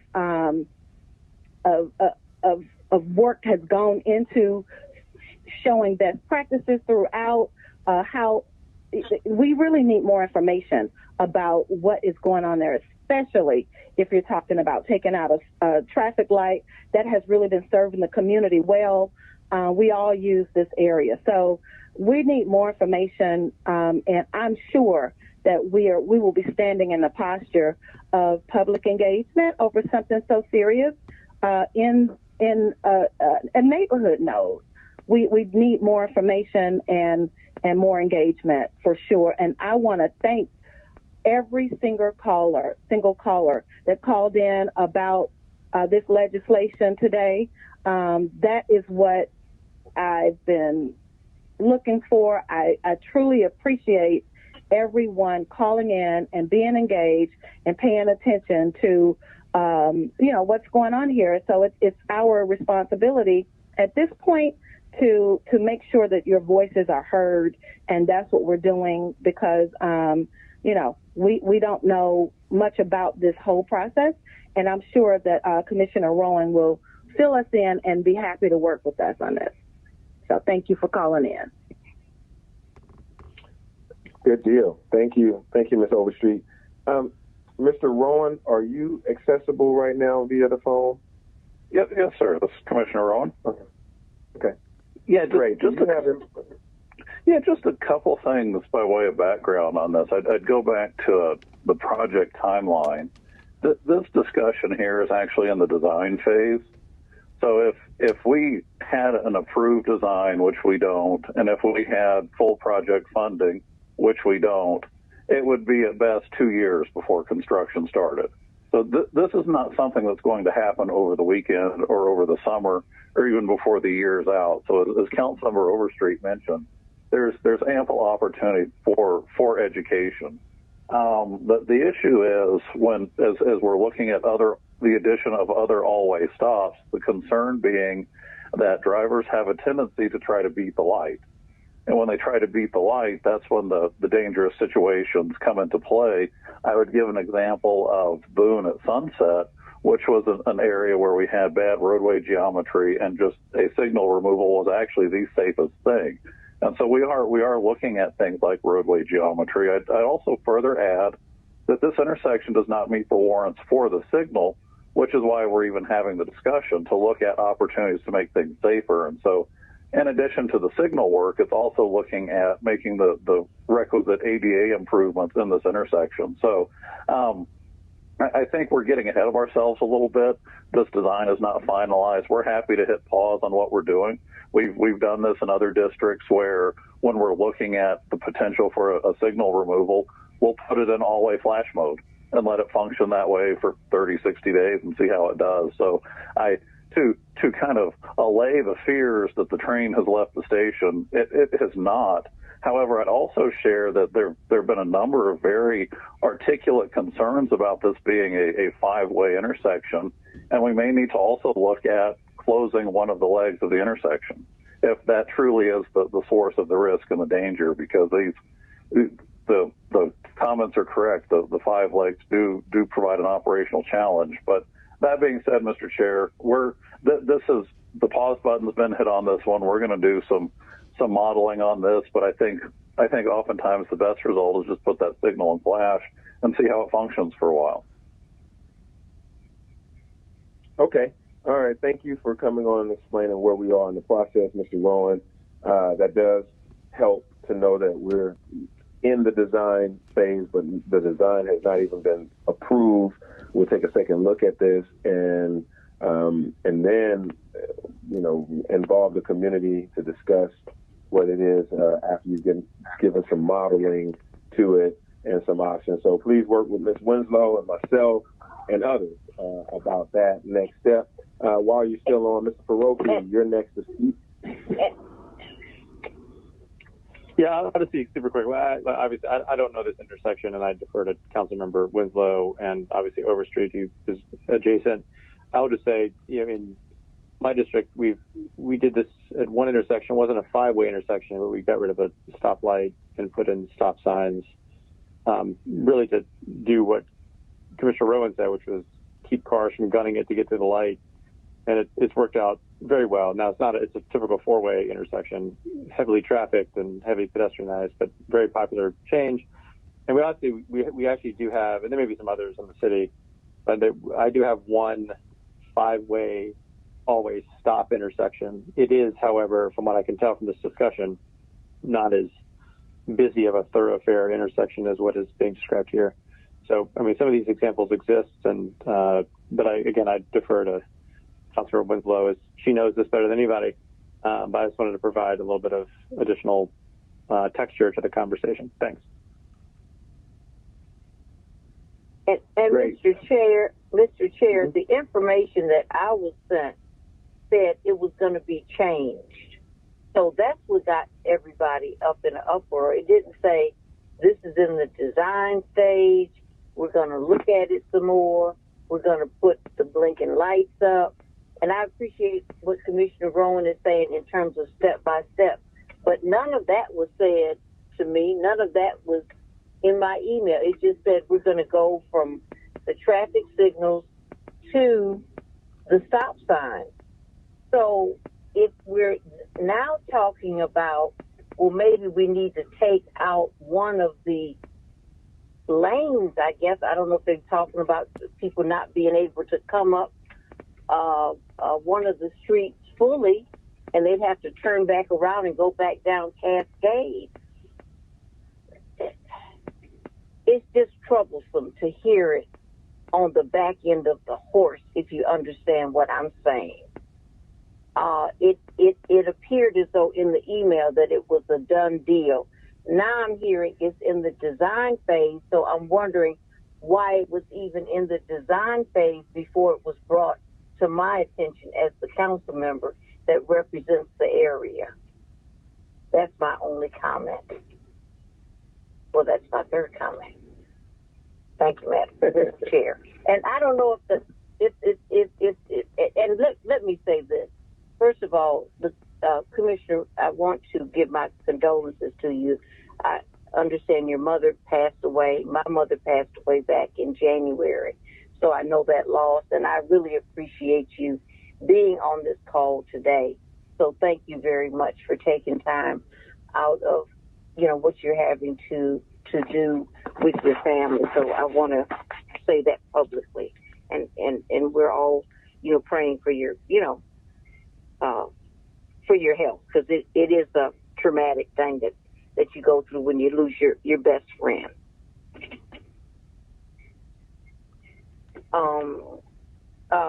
So that's what I want. That's what I wanted to say on that. But I'm still concerned, and nobody said that they're going to get with us. So that's what I want to make sure of that happens. And that's all, Mr. Chair. All right. Thank you, Ms. Winslow. And Mr. Rowan, I assume that your deputies or yourself will get with the committee, particularly Ms. Winslow, soon about this. Yes, sir. We certainly will. Okay. Thank you. And, I was going to give my condolences again when your time to speak came up, but it came up earlier now. But I know you are actually on PTO as you're dealing with the loss of your mother. But thank you for being on this call. And again, our condolences to you and your family. But thank you for being here. Okay. All right. Now we are, that was all just public comment and responses to public comment. For Oakland City, we heard you. So now let's go on to this public hearing item. Ms. Pulandini? Yes, if someone can please make a motion to open the public hearing. I make a motion to open the public hearing. Second. All right, second by Mr. Faroki. The vote is open.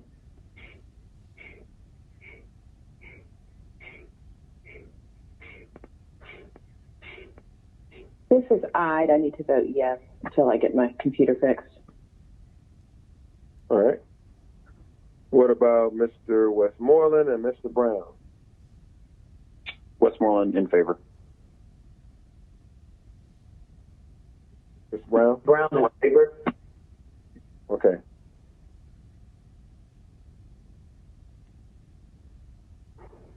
One moment, please. The vote is closed. 68 nays. The public hearing has been opened. We did not receive any public comments for this item, and I'll read it in. 21-0-0300, an ordinance by Councilmember Amir Faroki authorizing the abandonment of a portion of Argonne Avenue Northeast between Ponce de Leon Avenue Northeast and North Avenue Northeast, consisting of approximately 3,980 square feet and being more specifically described in the attached Exhibit A, being in land lot 48 of the 14th District of Fulton County, Georgia, waiving certain provisions of the Code of Ordinances and for other purposes. And since there were no public comments received, we can now close the hearing. I'm going to make a motion to close the public hearing. Is there a second? Second, Faroki. If I guess I'll ask a quick question, Ms. Pulandini, is my understanding we need to file this paper? Do we need to do that during the public hearing or after it? Well, we can file it after the public hearing. Okay. After we close the hearing. Okay. Good deal. All right, so I made a motion to close the public hearing, and then I think Faroki seconded, so now we can vote. I'm a yes, Mr. Chair. Okay, Mr. Brown is a yes. Mr. Westmoreland?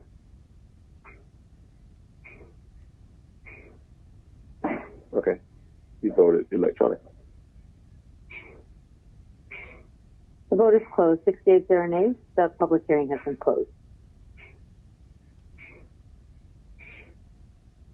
Okay. So we've heard the item in the public hearing. That will be presented to us, I guess, next week then?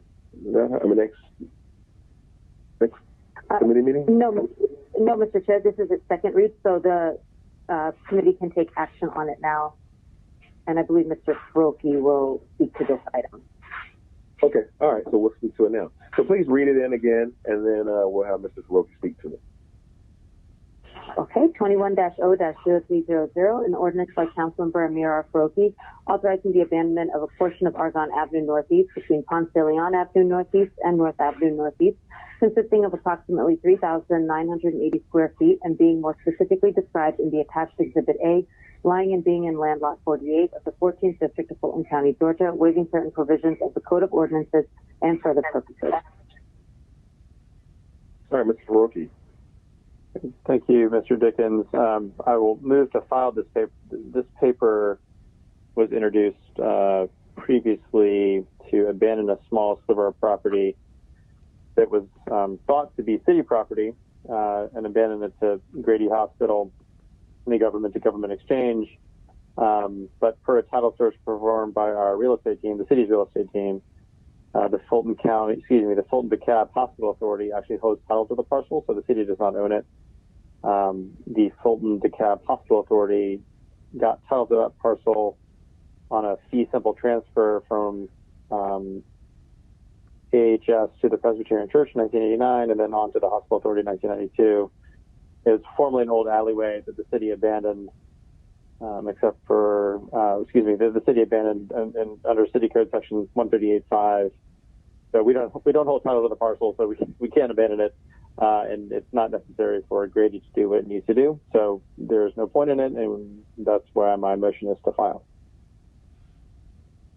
All right. Is there a second? Second, Westmoreland.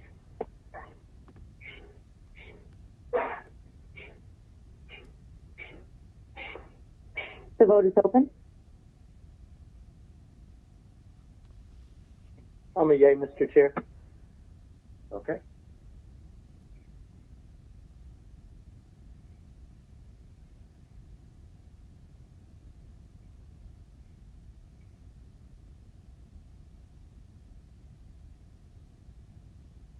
Will everyone please vote? All right. How do you vote, Miss? Miss I. How do you vote? I just got up and running. I pushed my button. And the vote is closed. 68 0 nays. This item will be filed. Okay. Before we do the first read, I just wanted to clarify about the airport tour scheduled on Friday, June 25th from 8:30 to 11. A quorum may or may not attend, and no official action will be taking place during this tour. So just wanted to clarify that for the public. Okay. Moving on to our first read, item number 21-0-0404, an ordinance by Transportation Committee to amend the FY 2021 Renewal and Extension Fund and Aviation Encumbrance Program budgets by transferring to and from appropriations a total amount of $153,512,263.00 for reimbursement of the Aviation Encumbrance Program and for other purposes. Item number 2, 21-0-0405, an ordinance by Transportation Committee to amend Chapter 138, Article 4, Division 2, Section 138.84 and Section 138.85 of the City of Atlanta Code of Ordinances to adopt a new traffic calming ordinance for the City of Atlanta and for other purposes. And item number 3, 21-0-0406, an ordinance for Transportation Committee authorizing the mayor or her designee on behalf of the City of Atlanta to execute all appropriate documents that would grant a utility easement across real property known as 175 Lakewood Way, Atlanta, land lot 71 of District 14 of Fulton County, Georgia, to Georgia Power Company for the purpose of installing underground power distribution facilities, waiving real estate and procurement code Article 10, Subdivision 3, Sections 2-1571, 2-1572, and 2-1574 for City of Atlanta Code of Ordinances and for other purposes. All right, we will accept all first reads if there are no objections from council members. Seeing none, I consider them all accepted. Okay, moving on to the regular agenda, items 4, 8, 9, and 13 are all always stop controlled intersection legislation. Would the committee like to take these as a block? Yes. Okay, item number 4, 21-0-0353, an ordinance by Councilmember Cleta Winslow authorizing the mayor or her designee to make the intersection of Smith Street Southwest and Bass Street Southwest an always stop controlled intersection, to authorize the Atlanta Department of Transportation to install stop signs at the intersection and for other purposes. Item number 8, 21-0-0357, an ordinance by Councilmember Cleta Winslow authorizing the mayor or her designee to make the intersection of Lawton Street Southwest and Camilla Street Southwest an always stop controlled intersection, to authorize the Atlanta Department of Transportation to install stop signs at the intersection and for other purposes. Item number 9, 21-0-0358, an ordinance by Councilmember Cleta Winslow authorizing the mayor or her designee to make the intersection of Graymont Drive Southwest and Avon Avenue Southwest an always stop controlled intersection, to authorize the Atlanta Department of Transportation to install stop signs at the intersection and for other purposes. And item number 13, 21-0-0377, an ordinance by Councilmember Cleta Winslow authorizing the mayor or designee to make the intersection of Oak Street Southwest and West End Place Southwest an always stop controlled intersection, to authorize the Atlanta Department of Transportation to install stop signs at the intersection and for other purposes. Ms. Winslow, are you still here and wanted to comment about one of your traffic calming ordinances? No, I just hope that the committee will pass all of them. Okay, great. Okay. Thank you. All right. They're very much needed. I think, we're hearing from the public just in general about speeding going on, and anything we can do to help make people think about not going fast is helpful to the citizens who want to see these controls put in place. So thank you. Yes. All right. Thank you for that. And I don't see any other hands raised, so I will make a motion to approve all of those items. Is there a second? Second, Brown. Thank you, Mr. Brown. Motion and second. Let's prepare a vote. The vote is open.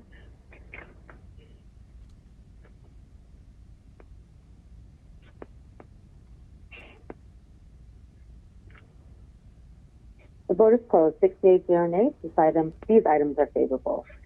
Going back to item number 5, 21-0-0354, an ordinance by Councilmember Joyce M. Shepherd authorizing the mayor or her designee to waive Section 138-84D of the City of Atlanta Code of Ordinances and to install speed tables on Oak Drive Southeast between Browns Mill Road Southeast and Empire Boulevard Southwest and for other purposes. Okay. Did anybody particularly want to speak to this one?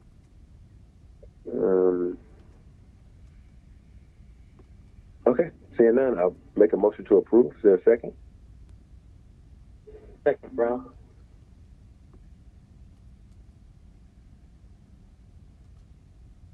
The vote is open.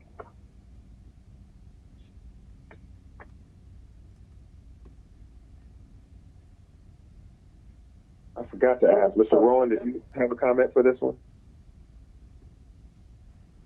Please approve them. We fully support. Okay. All right.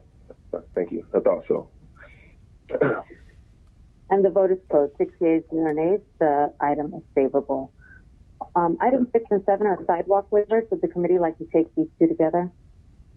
Yes, please. Item number 6, 21-0-0355.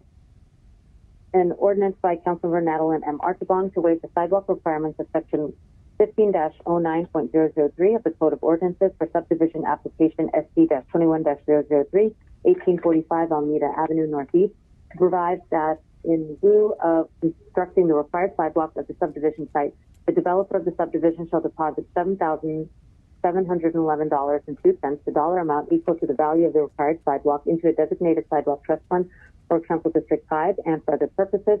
And item number 7, an ordinance by Councilmember Howard Shook, authorizing the mayor or her designee to waive the sidewalk requirements of Section 15-09.003 of the City of Atlanta Code of Ordinances for subdivision application SC-21-002, 1198 Delaware Drive Northeast, to provide that in lieu of constructing the required sidewalk at the subdivision site, the developer of the subdivision shall deposit a dollar amount of $6,290.12, which is equal to the value of the required sidewalk, into the designated sidewalk trust fund account for District 7 and for other purposes. All right, I make a motion to approve. Is there a second? Second, Brown.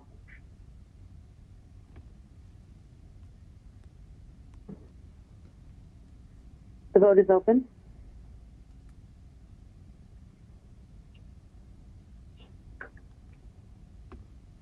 The vote is closed. 68 0 nays. This item is favorable. Our next item is number 10, 21-0-0363, an ordinance by Councilmember Cleta Winslow to amend Chapter 150, Article 4, Division 3 of the City of Atlanta Code of Ordinances, so as to create a new section blank entitled Penalty for Parking Violations During Stadium or World Congress Center Events, to impose an increased penalty for illegal parking in the adjoining residential and commercial areas during large-scale special events, to amend Appendix B of the City of Atlanta Code of Ordinances to reflect the penalty and for other purposes. All right, Mr. Rowan. Yes, sir, Mr. Chair. If we can, we have Attorney Stephanie Grant from Law who can give some of the details if you choose. We're actually asking that this legislation be held. Okay. I don't need more information. Council members, do you need more information from the law department? If you do, just speak up. Otherwise, we'll hold it. And this is also in your district, Mr.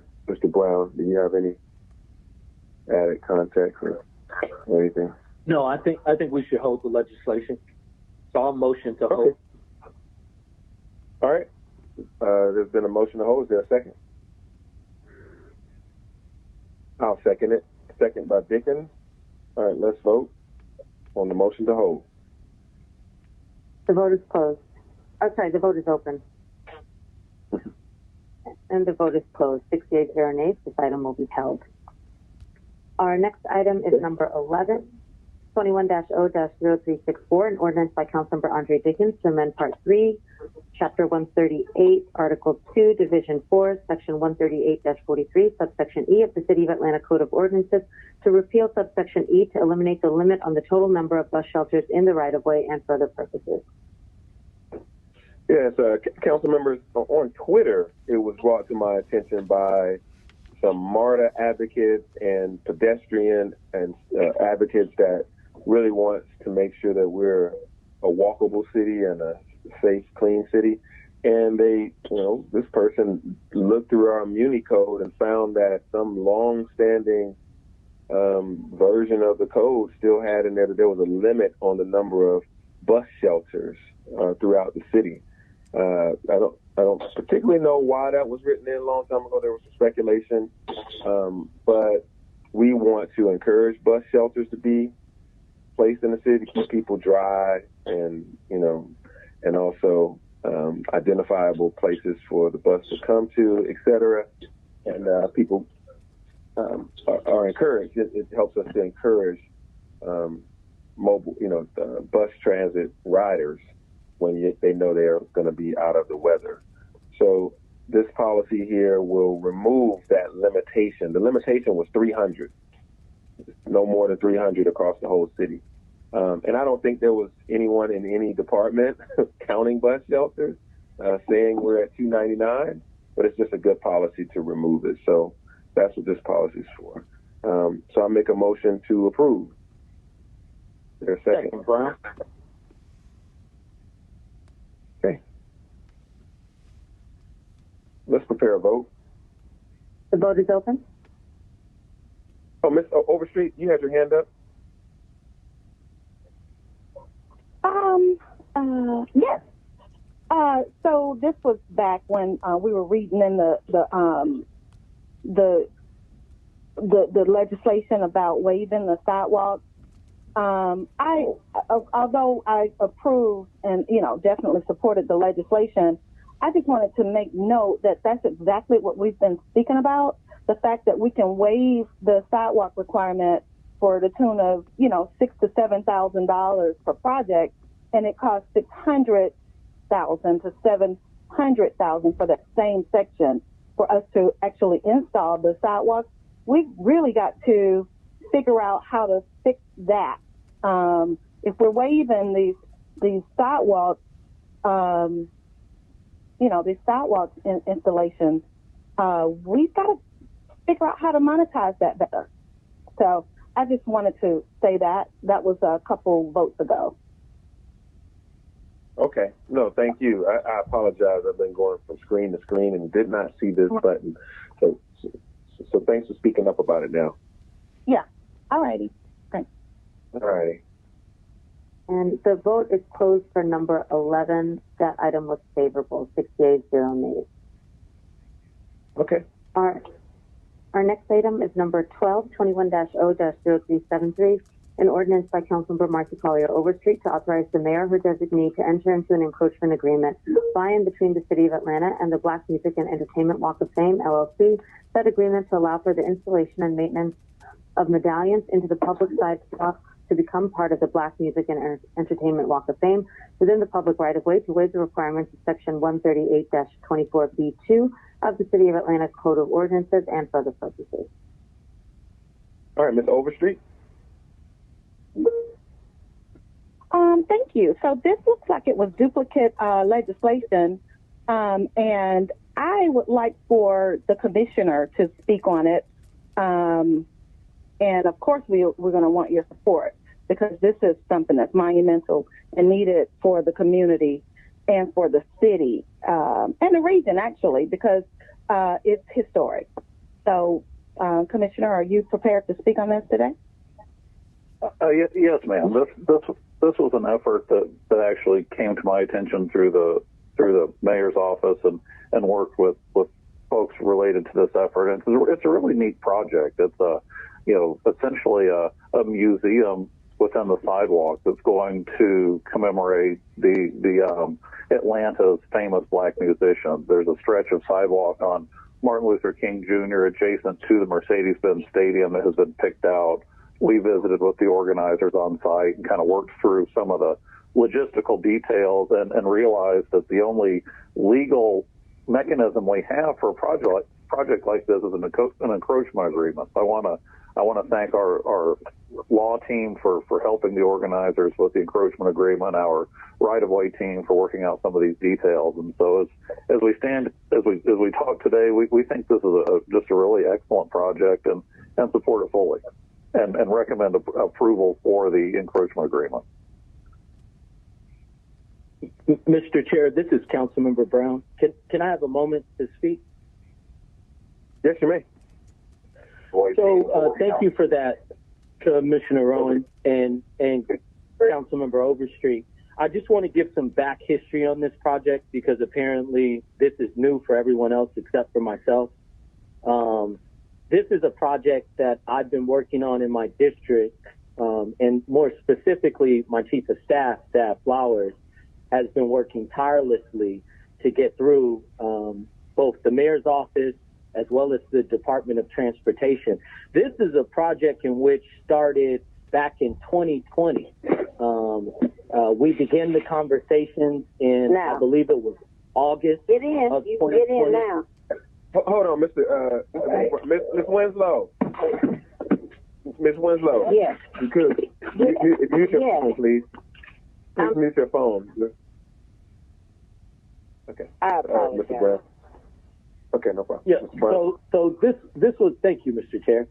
So this was a project that we began, and just to kind of give you guys some backstory, this started through several partners. It is the Black American Music Association and the Georgia Entertainment Caucus, in which our very own state representative Erica Thomas is one of the chairs of the caucus, along with a long-time serving resident and member of the organization BMI, which is the publishing organization based here in Atlanta, Catherine Bruden. And this is a project that's been going on since the middle of last year. And there was a proclamation issued in October of 2020. So this is a project that we've been working tirelessly on, and has been a way where we can really recognize Black music icons and preserve Black culture, and really create a tourist hotspot in District 3 around what this Walk of Fame is going to be able to create. So I'm not sure why the administration issued a paper in my council district and passed it along to Councilmember Overstreet to issue. I'm not sure why that would have occurred. You know, and I just think it's important to say that you know, my office you know, has gone above and beyond to try to bring the mayor's office in, and which is why we're in the position that we're in now, and there is a paper being introduced in the first place. So I'm not sure how this body wants to move forward, but there is a duplicate paper where I introduced one, and so did Councilmember Overstreet on behalf of the administration. One of the papers will need to be filed.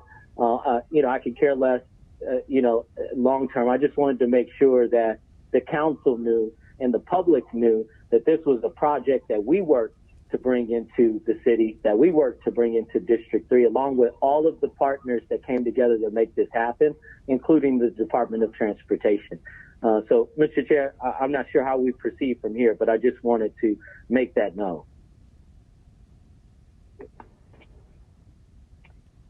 I have my hand raised.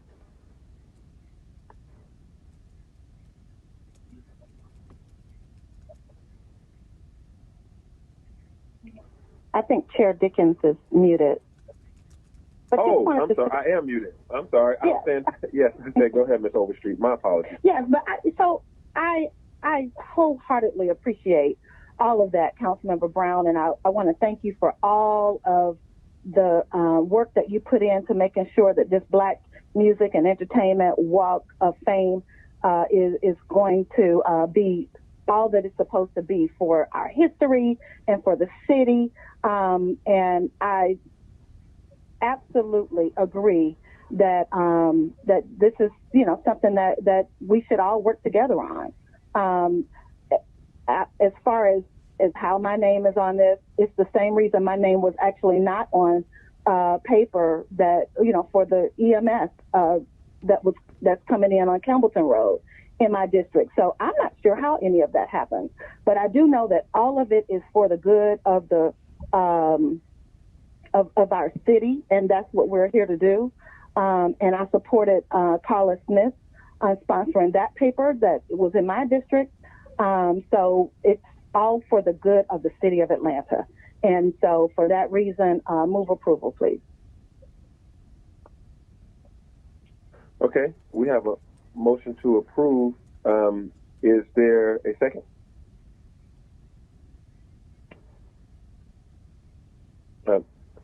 Seconded by Dickens.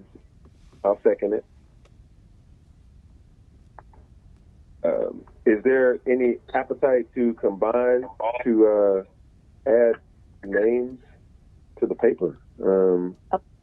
Absolutely. I have Mr. Westmoreland now with his hand raised. Yeah, I got an amendment, at the very least, to add Councilman Brown's name to this paper, and then a question to the administration: why did this happen?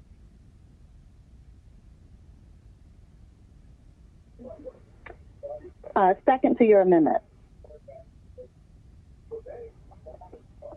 Okay, so let's do the procedural part first, and then maybe there's somebody that will speak to this to answer Mr. Westmoreland's question. But the motion was to approve, and there was an amendment to add Mr. Brown's name by Westmoreland, and it was seconded by Overstreet. So Ms. Pulandini, can we make that Is that a friendly amendment, or is that do we need to do an official? No, we will do an electronic vote to amend. So we have Councilmember Westmoreland as the mover and Councilmember Overstreet as the seconder for the motion to amend to add Councilmember Brown. Okay, let's prepare that vote then. The vote is open. And while we're voting, Mr. Chair, I want to specify my request. I'd like to hear from the mayor's office, not the Department of Transportation. Okay. All right. Are all voters, Mr. Brown, how do you vote? Yes. Okay. Thank you.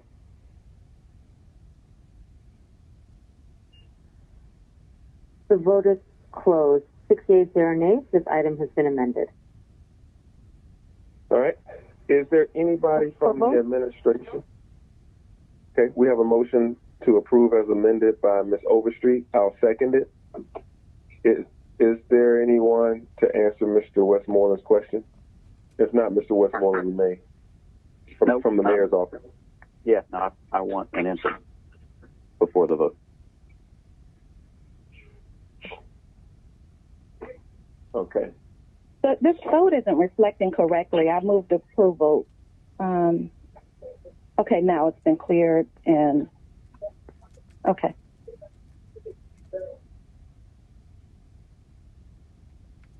So, Ms. Pulandini, has anyone joined the line from the mayor's office? We are checking. I'm checking that now.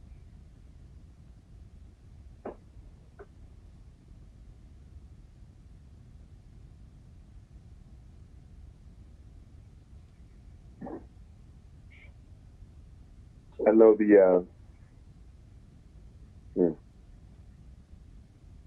So, Mr. Westmoreland, if we don't find someone between now and I want to continue to move forward with the meeting. Could we get this before the meeting goes away? It's over? Yeah. No, I'm not going anywhere. We can move on to the next item, and we have a report from Marta, too, I believe. Yeah. We have a lot today. We have a report from Marta as well. But Ms. I has her hand raised. Ms. I? Yeah, I was just going to suggest if the mayor's office isn't going to answer and Mr. Brown was here to speak to the paper, maybe we file this one and we vote on Mr. Brown since he's here to speak to it. Again, I wouldn't support that because, again, I supported a paper that was in my district, and it's all, and I would love for Mr. Brown to be the face of it. I mean, that it is his district, but it's.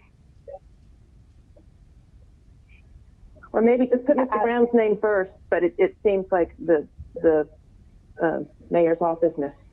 Wilson Jacks, or somebody, if they were involved in this, should be willing to come speak to it. If not, I think we should, do what's right for the council members that have taken their time to be here and speak to it. And Mr. Chair, can I just add to what Councilmember I just said? I think sure. Councilmember Overstreet, just for a point of clarity, it's not about doing the good we're all here to do the good of the city.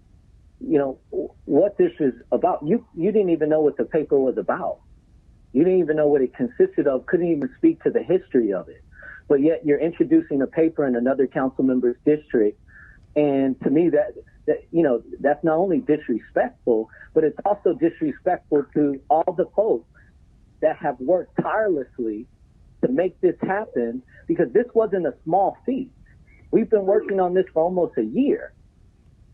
So, at some point, there's a line of respect that you should provide to your fellow council members with relation to, what's happening in their district. This is not just a street light that went up or, a paper with regards to something that you can put your name onto and you don't need to know anything about it and it doesn't matter. So at some point, this is, again, I believe part of the contributing factor of why we have such a huge disconnect between council and the administration is because of things like this that happen, where there is an intentional effort to undermine the work of council with regards to the business in our council district? So we don't view it the same, clearly, because I certainly don't look at it as a level of disrespect. I'm not a disrespectful individual. But at the same time, I can't say that I knew nothing about this. No, I won't say that. But it was certainly given to me by the administration. And again, it wasn't the first time that something like this has happened, where something is being sponsored by a district council member that actually doesn't live in the district. And so I don't view this as me being disrespectful at all. Again, that's not what I do. But I will say that this legislation was put into ELMS. From what I understand, it was loaded first. This particular paper was, and they gave it to me then and did not know that someone else was going to also add their name to it. Your office was adding your name to it and introducing it as a duplicate copy. So, you know, there's process there also that needs to be addressed. Well, So Councilmember Overstreet, my comment of disrespect wasn't aimed towards you. You and I have had 2 conversations about this paper before today. So my comments of disrespect were not geared towards you. So if you took it that way, you know, my apologies, because that wasn't what I was referring to. My comment of disrespect was to the overall process that took place that allowed this to happen in the first place. All right. Okay. Thank you both. Again, move approval. And we can, you know what, why don't we look to the actual history of the making of this paper?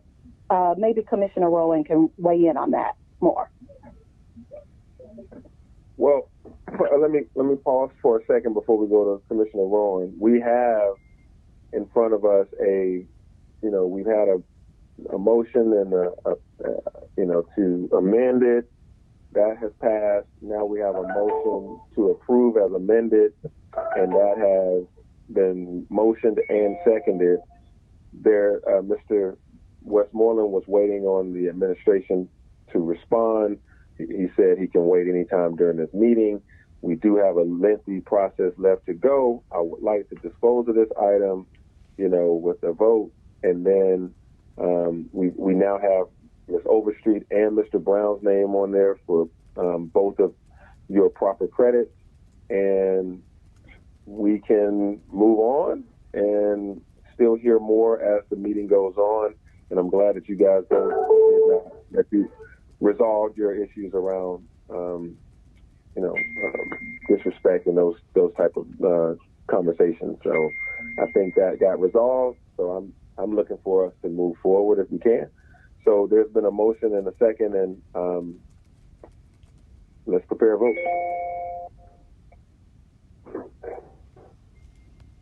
The vote is open.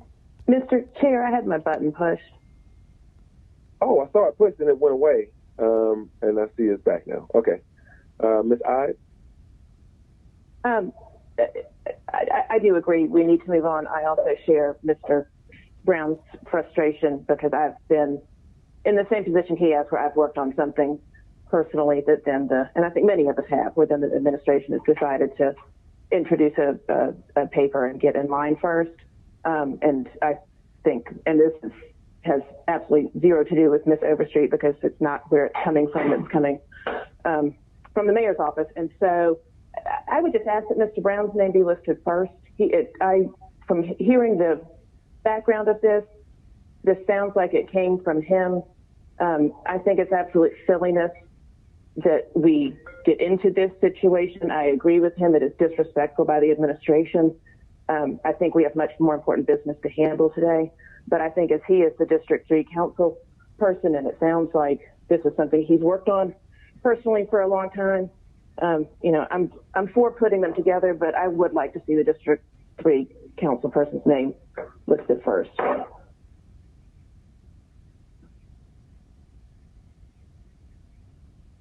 Okay. That is motion to amend, Mr. Chair. Okay, so you have a motion to amend, and what is your motion to amend, Mr. Brown? To have me listed first on the paper, please. Okay, let me ask you this, Ms. Pulandini. How do we? I'm trying to make sure I maintain procedural. So we're in a motion right now with a vote that has already been amended. How do we even take this matter up? I believe if the mover to approve as amended withdraws her motion and the second is withdrawn, you can then make another motion to amend. You can make the motion to amend.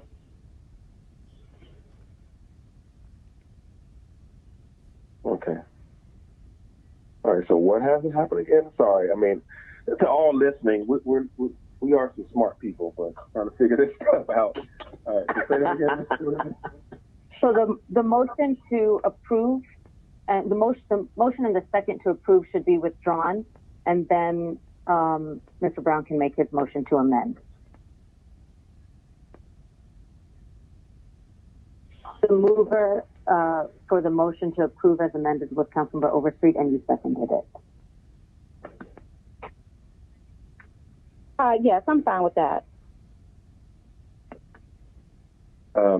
Okay. All right. So, Ms. Overstreet, you are okay with removing your motion to your previous motion that had your name first and then his name.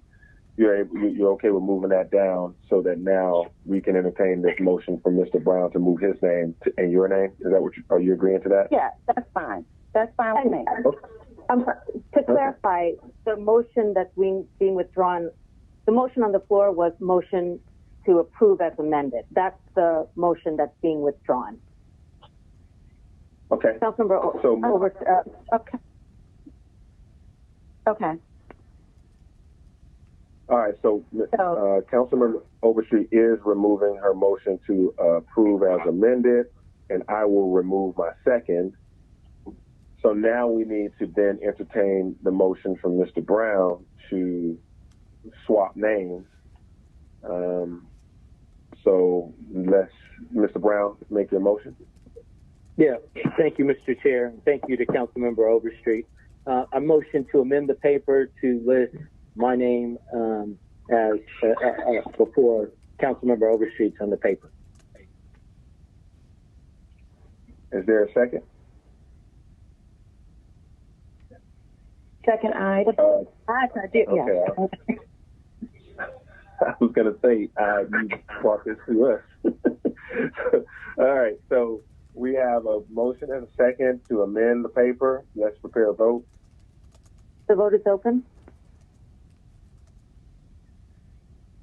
And the vote is closed. 68 0 nays. This item will be amended to place Councilmember Brown's name first. All right, now let's. Who wants to make a motion to approve as amended? I'll make the motion. Motion to approve as amended. Is there a second? Second, Brown. Okay.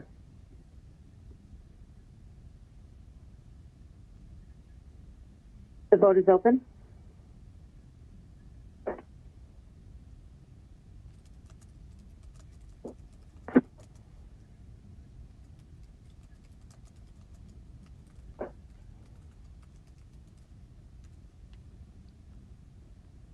The vote is closed. 68 0 nays. This item is favorable as amended. Favorable as amended. Our next item is number 14, 21-0-0379, an ordinance by Councilmember J.P. Massaquoi authorizing the Department of Transportation to reimburse the applicant Adam Freeman for subdivision application SD-20-003 3695 Randall Mill Road in an amount not to exceed $39,000.00 for the cost to construct 944 linear feet of granite curb on the west side of Northside Drive Northwest, going north from West Conway. And for other purposes, there's an amendment in your packet which corrects the department name in section 3. All right, motion to amend. Second, Brown.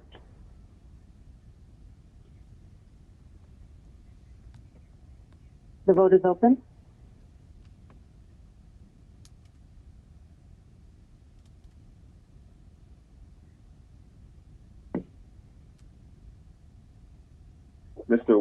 how do you vote?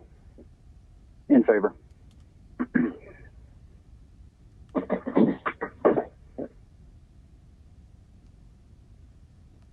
The vote is closed. 6 yeas, 0 nays. This item has been amended. Ms. Pulandini, I have, you just told me that Ms. Charletta Jacks is now on the line from the administration. I would like to hear from her. Can she be unmuted or taken off hold? Thank you, Mr. Chairman. This is Charletta Wilson-Jacks. Are you able to hear me? Yes. Thank you so much. And thank you for the opportunity to speak. And I just wanted to put on the record regarding the paper that was just passed regarding the Black Music Walk of Fame, is that that was an administration paper. The administration, along with Mr. Josh Rowan with the Department of Transportation, had been working extensively on that project. And while Mr. Brown may have been involved in that, and I don't know the details of that, I will let everyone know that this was not a switcheroo by the administration. We had the paper, and the paper was given to Ms. Overstreet to introduce on behalf of the paper. So I'm not aware of how Mr. Brown did procure that paper, but I wanted to go on record on behalf of the administration to say it was the administration's paper. The administration had been working with those stakeholders and the Department of Transportation, and this was not some kind of switcheroo or attack on anyone. Okay, thank you. Thank you, Ms. Jacks, for coming on and clarifying that. I was trying to get you guys on right before that, so as the whole conversation was taking place, you could have stated that so that members of council would know that I'm glad you said it was no switcheroo, etc. So, absolutely not. Thank you for that. So that was the Mr. Westmoreland had asked for the administration to speak, and so thank you for coming on. And it's closed and passed. So thank you so much. We'll move on. Okay, thank you. Okay, Ms. Pulandini, next item.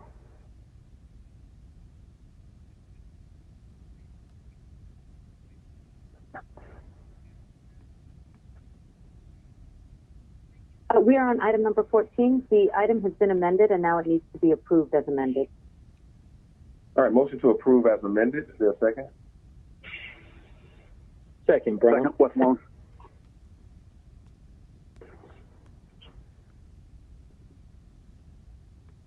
Is that Councilmember Brown as the seconder? It's Westmoreland. Okay, thank you. We'll make that correction. Doesn't matter. The vote is closed. 6 yeas, 0 nays. This item is favorable as amended. Our next item is number 15, 21-0-0383, an ordinance by Councilmember Antonio Brown to authorize the mayor or her designee to enter into an encroachment agreement by and between the City of Atlanta and the Black Music and Entertainment Walk of Fame, LLC. Said agreement to allow for the installation and maintenance of medallions into the public sidewalk to become a part of the Black Music and Entertainment Walk of Fame within the public right-of-way, to waive requirements of Section 138-24B2 of the City of Atlanta Code of Ordinances and for other purposes. Mr. Chair, yes. Mr. Chair, I'm motioning to approve. No, I'm just playing. I'm joking. Motion to file. Second on the motion to file. Let's prepare a vote. The vote is open.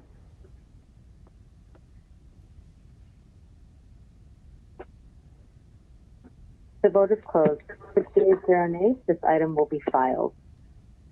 Our next item is number 16, 21-R-3556, a resolution by Councilmember Amir Arshroki authorizing the mayor or her designee to execute an agreement with C.W. Matthews Kelly JV for ISB-C-121 0235 DeKalb Avenue safety improvements on behalf of the Atlanta Department of Transportation for a term of 2 years with a 1-year renewal option in an amount not to exceed $5,458,740.22. All contracted work will be charged to and paid from the fund, department, organization, and account number listed herein. And for the purposes, there's an amendment in your packet to attach the Department of Procurement legislative summary and the IPRO report. All right, so I want to say hooray and yay. This is awesome, finally. But first, let me take care of the business at hand, and then I'll have Mr. Faroki speak. So I make a motion to amend in order to add the IPRO report. Is there a second? Councilmember Dickens, I'd like to second it, but can I ask you to make an amendment that includes the IPRO report, but also add Councilmember Archibong's name to the legislation? We share this street, and I want to make sure her name is on it as well. Absolutely.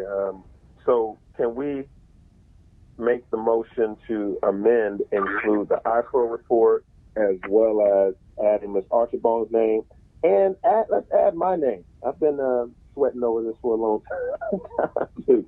If that's okay with you, Mr. Faroki. Of course. All right, good deal. So if we can make that motion to add those names and to add the IPRO report, that's my motion. Do you second that, Mr. Faroki? Second. Okay, thank you. The amendment will also attach the DOP legislative summary, and the vote is open.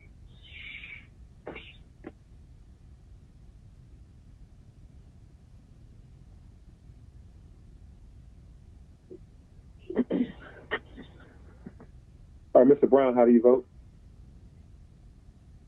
I'm a yay, Mr. Chair. Okay.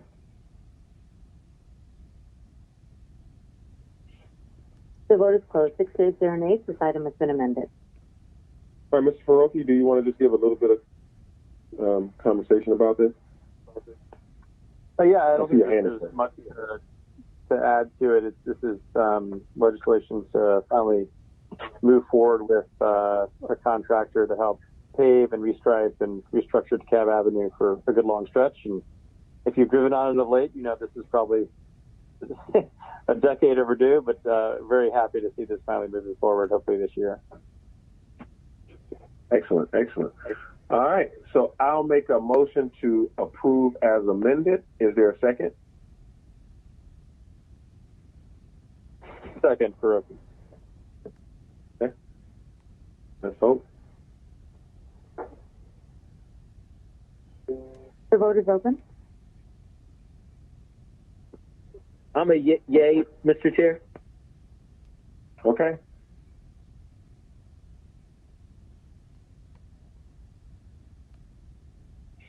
Vote is closed. 6 days, 0 nays. This item is favorable as amended. Our next item is number 17, 21-R-3558, a resolution by Councilmember J.P. Massacide authorizing the mayor or the commissioner of the Department of Parks and Recreation as a designee to execute a right-of-way mowing and maintenance agreement with the Georgia Department of Transportation for certain provisions of property under the control of the Georgia Department of Transportation. And for the purposes, there's an amendment in your packet to attach Exhibit A, which is a copy of the agreement. All right. Mr. Faroki, is your hand still raised, or I haven't removed you? Oh, I'm sorry. Just nothing to say. Thank you. Okay. All right, so I'll make a motion to amend on this paper. Is there a second? Second, Overstreet. Okay. Let's prepare a vote. The vote is open.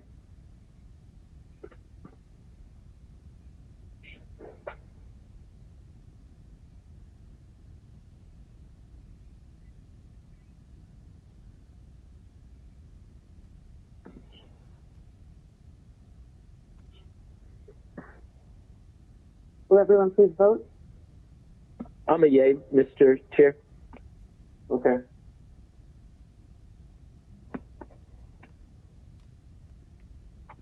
Vote vote is closed. 6 yeas, 0 nays. This item has been amended.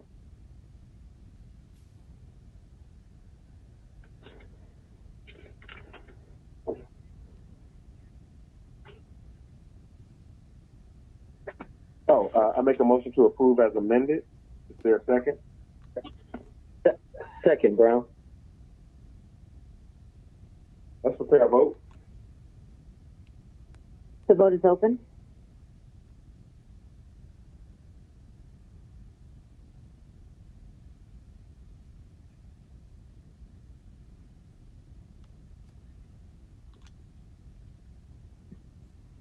The vote is closed. 6 yeas, 0 nays. This item is favorable as amended.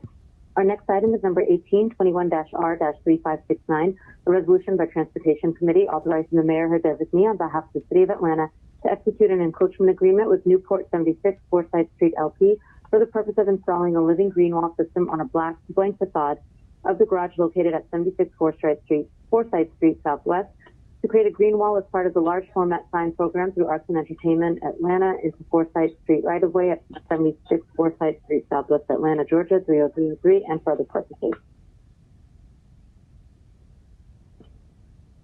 All right. Is someone from is Mr. Rowan's team, someone speaking to this? If we could, Josh Rowan. Oh, there you go, Cosina. I'm going to turn it to you. Okay. Cosina Alexander, Atlanta Department of Transportation. The purpose of this legislation is enter into an encroachment agreement with Newport 76 Forsyth Street LP, who will be installing a living green wall system on a blank wall of the garage located at 76 Forsyth Street Southwest. This will create a green wall for the benefit of public and is part of a large format sign program approved through the Arts and Entertainment program. We ask for approval of this legislation. All right, motion to approve. Is there a second? Second, Brown.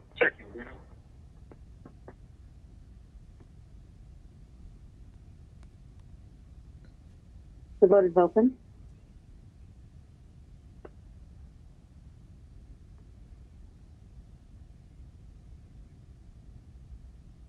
The vote is closed. 6 yeas, 0 nays. This item is favorable.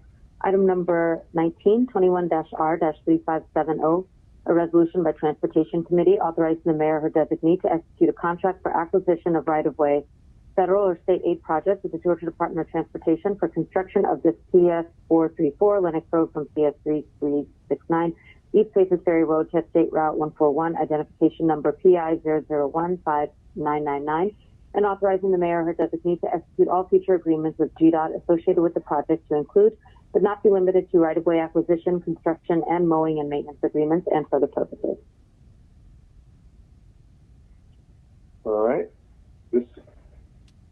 Are you prepared to speak to this as well? Mr. Chair, this is Josh Rowan. I'll take this one. Okay. This is an off-system federally funded project, so it's our local matching funds plus federal funding. So GDOT being the manager of the federal funds. This is in lieu of a project framework agreement, and we are responsible for the engineering, the right-of-way acquisition, our local match on construction, as well as the utilities and ultimately mowing and maintenance. So this is standard agreement with GDOT, and we recommend it for approval. All right, motion to approve by Dickens. Is there a second? Second, Brown.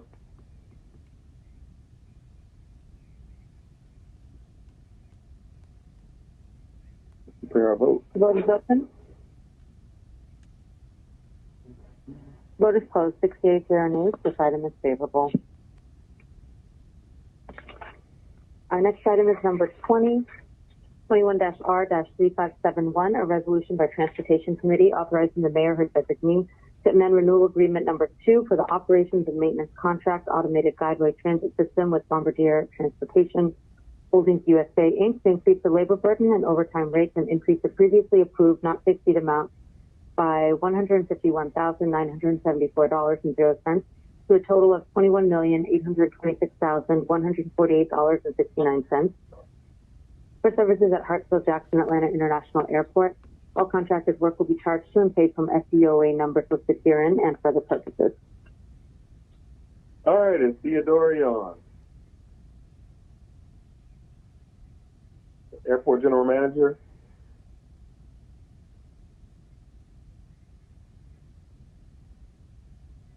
Is anybody from the airport still on?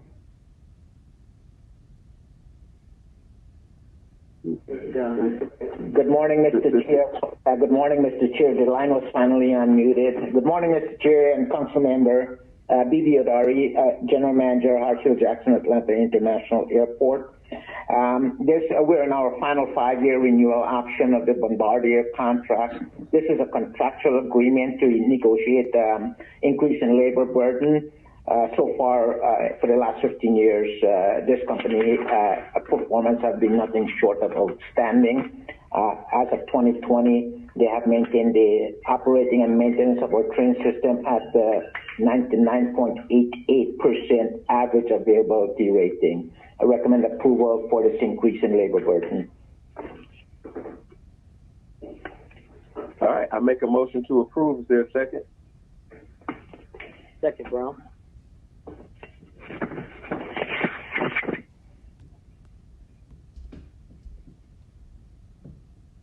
The vote is open.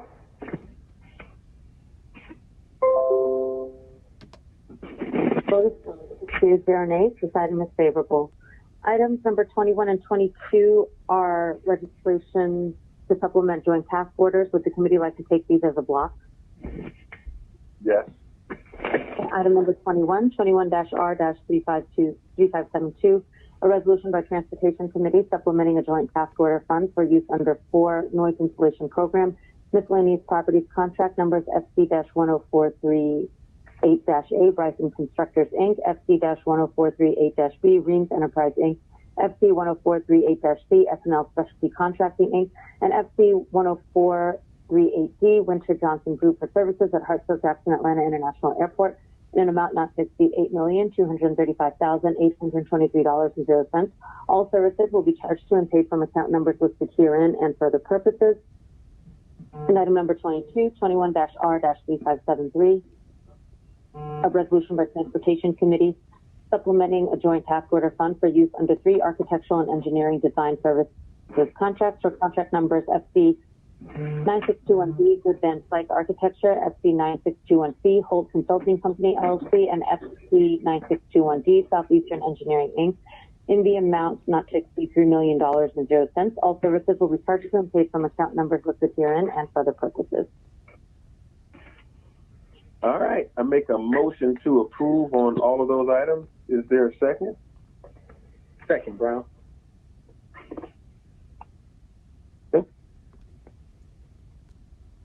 The vote is open.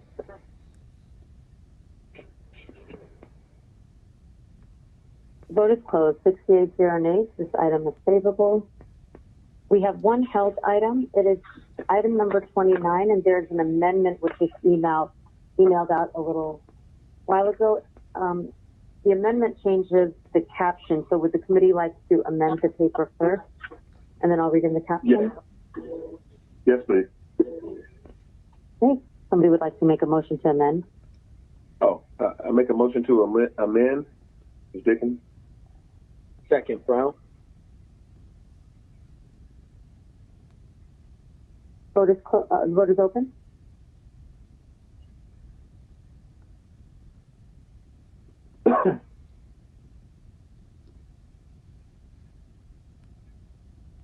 Vote is closed. 6 days, 0 nays. This item has been amended.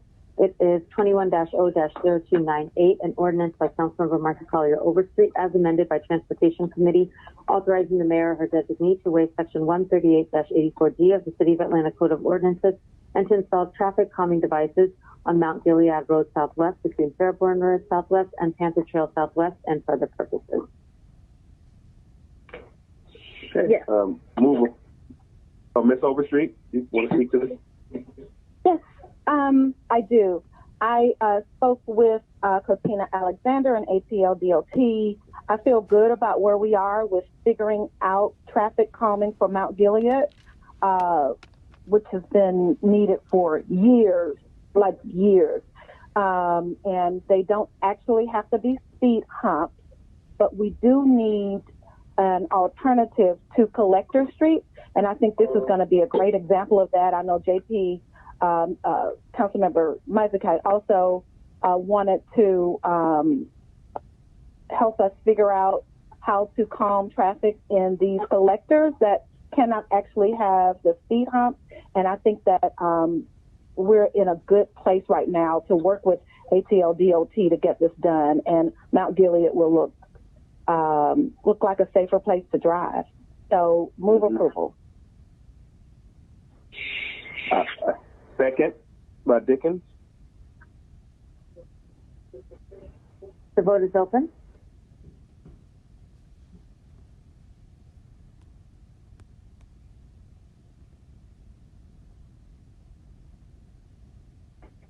Brown, how do you vote?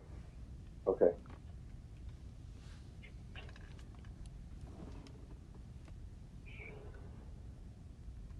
And the vote is closed. 68-0 nays. This item is favorable as amended, and that concludes our legislative items. Okay. Thank you. Thank you, colleagues. I know that was a lengthy session of legislative items.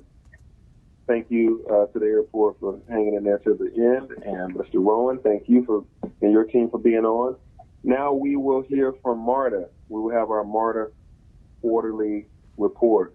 Are MARTA officials on the line? Good afternoon, Chairman. This is Jeff Parker, General Manager, CEO at MARTA. Yes, please proceed. All right. You can hear me all right? I want to start.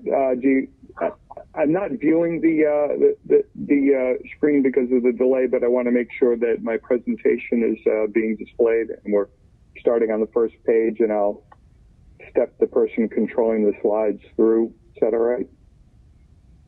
Yes, they will be right there with you. As you say, next slide. All right, I'll start and let them know where I am along the way. So first, I do want to let you know that I'm glad to be this afternoon in front of the Transportation Committee. Good to be in front of you and provide a good update on a whole lot of work that we're doing to serve the city, particularly with our More MARTA City of Atlanta program. I do want to recognize MARTA board members from the City of Atlanta, Robbie Ash, Ryan Glover, and Reggie Snyder for their support, as well as our board chair, Rita Scott.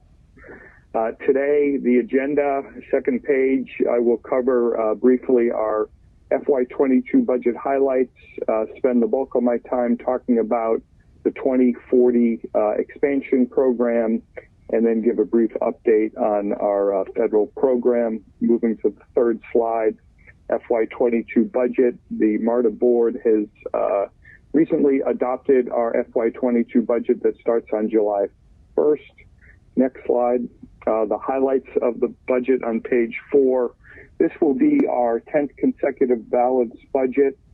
Also, we are not proposing a fare increase, as we have not done for numerous years. Some of the risks that we know that exist with the budget, primarily related to COVID-19 recovery. While we do anticipate a relatively quick sales tax recovery, we do see slower fare revenue recovery, and that's something that we will need to monitor throughout this fiscal year. Although we have applied federal funds, relief funds, to our operating budget and plan on doing that over the next 2 years to make sure that we're able to deliver the service and deliver the projects that we've committed to. Next slide, page 5. As part of the budget, we have pretty extensive investment in capital projects within the City of Atlanta. They are highlighted here. To the list of stations on the left is our station rehabilitation project, laying out the order, the planned order at this point on what we're doing with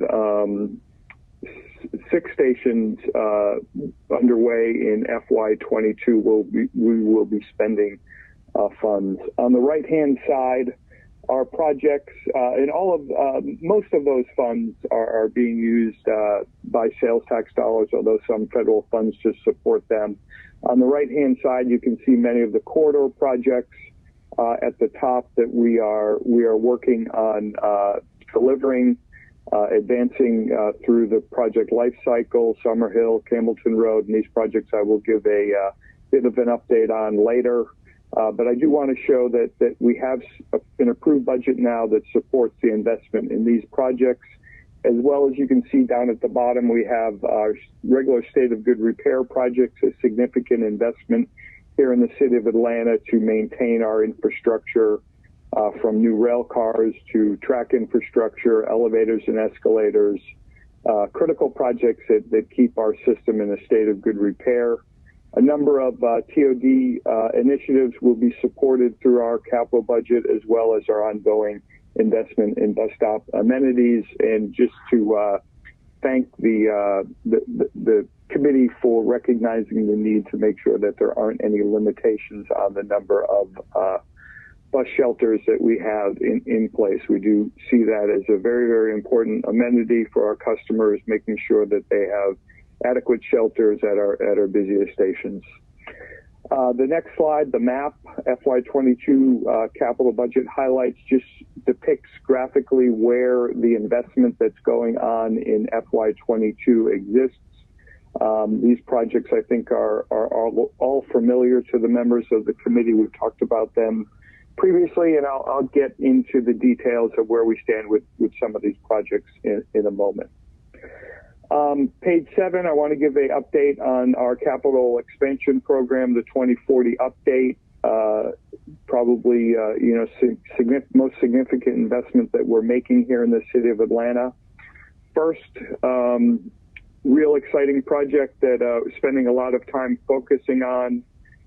We are replacing all of our rail cars with a new rail fleet. We've worked through a significant effort around public engagement, and hats off to Melissa Mullinex and her team for leading that effort. We've gotten a lot of great input recently about the amenities that our customers believe we should have. We see this huge investment, the $640 million investment in our rail fleet, as a once-in-a-multi-decade transformation of our rail system and transformation of our brand, and look forward to rolling out these cars over time. They will look very, very different, much more modern. They will be significantly more reliable than our current fleet, and we look forward to continuing this effort. And I will bring you up to speed as we begin this process. We're in the final phase of design of these vehicles and getting all the final public and stakeholder input, and our contractor will actually begin to construct the aluminum shells, the car bodies, later on this next fiscal year. So we're excited about that. Next slide, update on our electric buses. We were very fortunate to receive a grant from the federal government to allow us to begin a transition to investing in electric buses. We have received the delivery of our first electric bus. It's not in service yet. We need to make sure our workforce can get familiar with it. We have some other infrastructure charging stations, both at our bus depot as well as at one of our stations that need to be constructed. And we are planning in this coming fiscal year, in the spring or summer of 2022, to begin our first route with electric buses. And one of the reasons why this is so important, obviously, making sure that we're reducing the dependence on fossil fuel is critically important. The environment, but we also really want to make sure that as we implement BRT systems like Summerhill, that we're moving to an electric bus platform for those premium bus service, and really making sure that our workforce is familiar with these vehicles, both to operate. They operate a little differently. Conserving electricity through braking is very different than with a diesel or a CNG bus, and there's obviously you would fully expect that the maintenance of these vehicles and the technology built into these vehicles is different. So our workforce needs to get familiar with this technology as well. Next slide, slide 10, update on Summerhill BRT. We're advancing this project, most importantly, on time with the commitments that we've made to deliver the project. We did have a very successful couple of public meetings that were well supported by members of the City Council. Appreciate their support of this effort. You can see the significant attendance that we have. We talked about and better understood community priorities around accessibility and locations of stations, future expansion of the system, as well as how it should coordinate with investment that's going on, not only at the Beltline at the southern end of the corridor, but also around the downtown area and all of the investment that's happening around Five Point Station. We're moving into our final design phase. We have actually selected and entered into a contract now with a design firm, Kimley Horn. They're validating they validated the design concept and have begun our final design phase so that we can move on to the contracting and begin construction shortly. Next slide, streetcar expansion. We just most recently had a significant public hearing in late May. Had a lot of feedback about the route. Really, first time in a significant way, MARTA's received feedback around transit on the Beltline, so we're excited about that. We are beginning to work on the preliminary engineering phases of this project. Validating the work that was performed by others, largely the ABI organizations. A lot of survey work that needed to be completed, and we've completed a lot of that, although continue to do survey work. We do have most of the survey work done on this part of the streetcar east extension, but not the entire Beltline. Establishing locations of stations, trying to work out details around utility coordinations, which are always significant, and recognizing what sort of modifications we need to make at the current maintenance facility and how that limited area can support the expansion of the system. We'll have ongoing stakeholder support and as we move into the final design of this system. Next slide, some public outreach results that we had from our May meeting. We had, well over 250, well over 200 attendees. We had a lot of questions and comments were received, a lot of viewers, and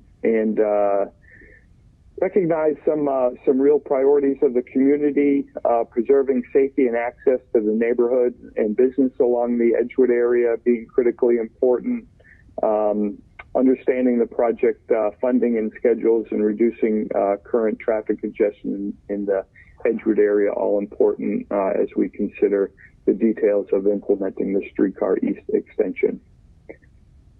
Next slide, the Campbellton Road corridor project. We begun planning some time ago, really focusing on not only the station locations, but also determining what the best mode is and what the route, particularly on the western and southern edge of the route, depending on which mode, which particular areas we can serve, and continue to focus on that. Next slide. We are working on our finalizing our alternative analysis, and once that's completed, we'll move into our Tier 2 EIS phase, and we will have shortly a recommendation that we will share not only with the city, but ultimately need to take it to the MARTA board to approve a decision about the best alternative to deliver service that's needed along Campbellton Road. Next slide. The public outreach, similar to the feedback that we received from the Beltline public outreach. how further LRT expansion after this construction could be done, and making sure that connectivity to additional activity centers and future projects were critical areas of feedback. We received a lot of attendance. I think one thing that is really important to note is that although these meetings aren't always easy to put together virtually, we do tend to get more participation through a virtual environment. So I think we're trying to balance both the best worlds in terms of trying to get good information and making it easy for our constituents to access information about these important projects. Next slide, the 5 points transformation. We're working to finalize the scope, including the deconstruction of the canopies and the closure of the opening, or the drum, as we call it. Interestingly enough, if you think of 5 point stations, it's sort of, many of us, I know I did, played with Lincoln Logs in my childhood, and that's really how this has been constructed, where these concrete beams are stacked on top of each other, and the weight distribution is part of the design. So the deconstruction of this is really a little more difficult than just tearing down a normal structure that's not sort of has this sort of stacking of beams that create balance of the structures. But clearly something we looked at, a construction management at risk project delivery model, and we continue to advance this.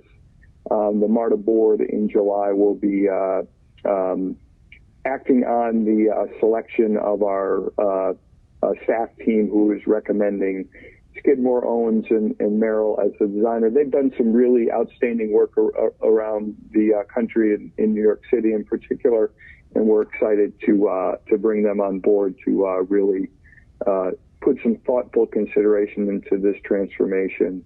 In an area of the city where there's just so much significant private investment dollars coming in.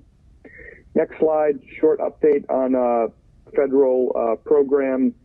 As many of you know, or maybe all of you know, Secretary Buttigieg visited Atlanta several weeks ago. We had a great opportunity to connect with him. I know he toured the airport, and we took him on a train ride, visited East Point, where he observed some significant investments around the stations, similar to many of the things that are going on here in Atlanta.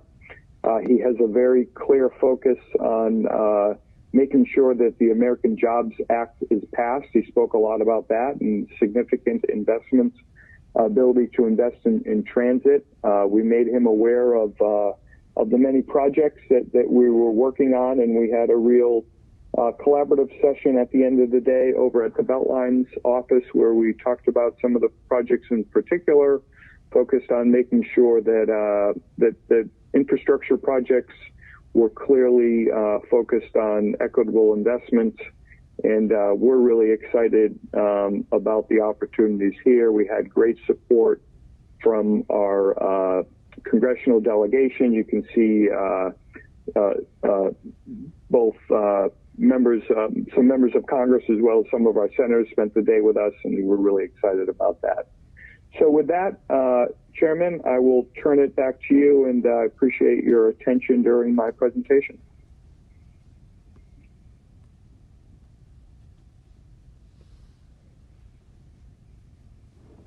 You might be on mute.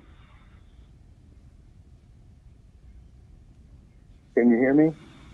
Yes, I can hear you. I was unmuting myself. I kept trying to figure out why I wasn't able to speak. I had these earbuds in. So I did want to ask, so thank you for your presentation, Mr. Parker. I did want to kind of go back to some items and get a little bit more specificity. So there was, let's go back to the Streetcar East extension. That's slide 11. We have the virtual public meeting was held on the 27th. Public survey is open through the 30th. So give us a general, an overview of the overall timeline. What happens next? And then, from a citizen standpoint, when will this be done and people can get on the streetcar and ride to Ponce City Market from downtown? Yeah, so we are, our next step will be to, finalize kind of the conceptual alignment, although, largely much of it is clearly on the Beltline. And I think the corridor along the street is relatively stable, although confirming some radiuses that the streetcars will need, to make the turning radiuses over where Irwin is. We will begin the final environmental process and then move to into our design effort. We do anticipate that the environmental process will be relatively easy here, and moving forward to that relatively quickly. I don't know off the top of my head. I believe that the date for completion of the streetcar east is in 2024, but I need to double check that. Apologize, I don't have this on the slide, and I don't want to misspeak, but I'll have that for you shortly. But it is we had laid out these dates when we went through our prioritization process with City Council as well as the MARTA board, and we are on track to meet all of those dates. I just want to confirm them before I speak to them. So.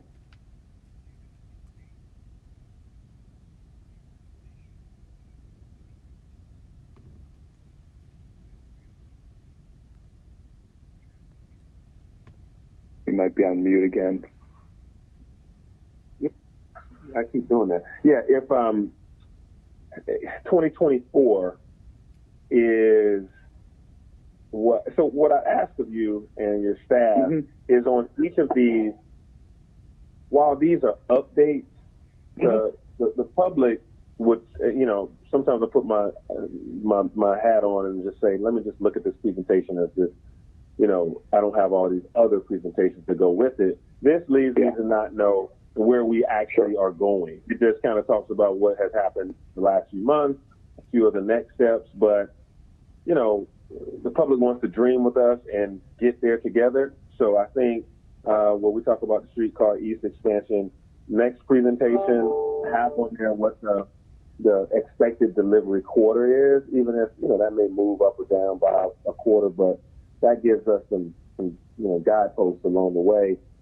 Sure. I'll say the same for Campbellton Road.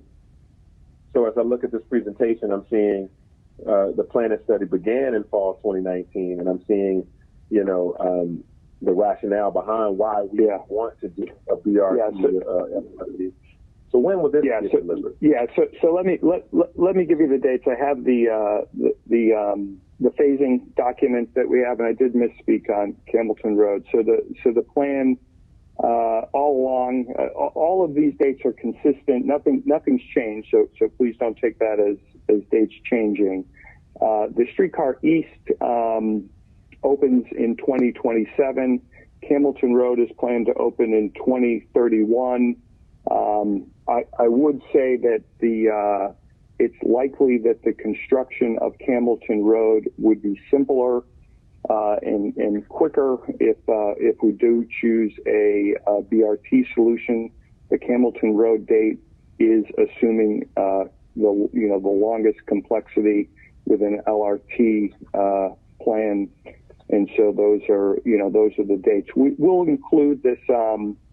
This, we call it the phasing document that we've been working from, that will show you all the dates out there of these major projects. Right. Yeah, see, that's important. Thank you for that. And they're kind of in various different projects. I mean, various different presentations, and now that it's all coming together, we need a comprehensive document that says start date, design phase, right-of-way acquisition phase, construction phase, and completion phase. Yep. This 2031 date for Campbellton Road is, I mean, that's 10 years away. I would like to know what the BRT date is, if that's the LRT date. Do you have an idea of how much faster that would be? And I see Mr. Overstreet. Yeah, I don't have that off the top of my head. Was there a comment? I don't want to interrupt. No, I was saying Ms. Overstreet has her hand raised. Oh yeah. Go ahead. I'm sorry. I thought the chair was asking me, was allowing me to speak. But yeah, so the whole engagement has been going on for over a year. And I just brought greetings at the last community engagement last Thursday, like June 10th. And I don't want to make the project look as if it is already solidified, and because it's not. We literally are engaging lots of district residents. They are more engaged than we've been in such a long time, from what I understand. And we have so much more that we need to work on. So 2031 was the year that they said the LRT option would be up and running. 2028 is around when the BRT would be, but there are so many different factors in between, so I don't want to just wash it over as if these are solid and set numbers. There's so many aspects in between that could happen to speed it up or make it such that it's more solidified. It's very complex. A lot of different levels of engagement are still needed. So, I just wanted to jump in and say that about the Campbellton Road corridor and a few things but guess what, Chair, though? I do have the presentation that was, walked through with us last Thursday at the public meeting that I can share with you via email probably in the next 5 minutes. I can send it to you so you can look over it and be caught up also. But I just, do want to make it clear, because all of those dates sound like, history's away. Like it's nowhere near, construction or, it's been put on the back burner, and it's not the case. And we are in a period right now where those type of decisions are being made, and we actually need everyone to stay engaged and weigh in on every aspect of that particular project. So just wanted to. Thank you. Yeah, absolutely. And I really appreciate that comment and clarification. It's I think it's just indicative of that staff is really engaged with community leaders out in the street and with the public about these projects. I do want to won't get into this detail, but we do have very, very detailed resource loaded schedules for all of these projects.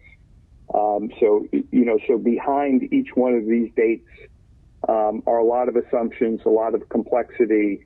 And, like the council member just said, we are working hard to make sure that we're covering all those details. And we're in critical phases of a project like Campbellton Road, making some key decisions that will ultimately, drive the opening dates of the project with, along with some key decisions that are going to be made pretty quickly. Yep. Well, good. Thank you. So I wanted to make sure my point isn't lost. It's not that there aren't timelines anywhere. It's just that in the quarterly presentation, having the timeline associated with each one is very important for the conversation. You lose perspective when you don't know when the end is. Yeah. You're talking. So that's the bulk of what my comment is about. We'll start out this update with our sequencing plan that has all these dates on it. And if things change, and there's a lot of projects, there's a lot of complexity. So I don't want to ever state that we're going to be perfectly unscheduled with everything. Some things will move up, some things will get delayed, depending on complexity as we get into the design. But we'll start out this presentation with that as a reference point, because you're right. From a public perception, that's what matters. Okay. All right. Good deal. Are there any other comments or questions for the MARTA team? All right. I don't see any council members with their hands raised. All right. Well, thank you all for your presentation. Thank you very much. And thank you. All right. All right. Bye-bye. Thank you. There are no other. Thank you, MARTA. All right. To the members of this committee, do you have anything else to add regarding any other transportation items? All right. Seeing none, everybody have a great Andre Dickens birthday tomorrow, and a great Juneteenth on Saturday, and a great Father's Day on Sunday. I'll take care. Bye. Meeting adjourned.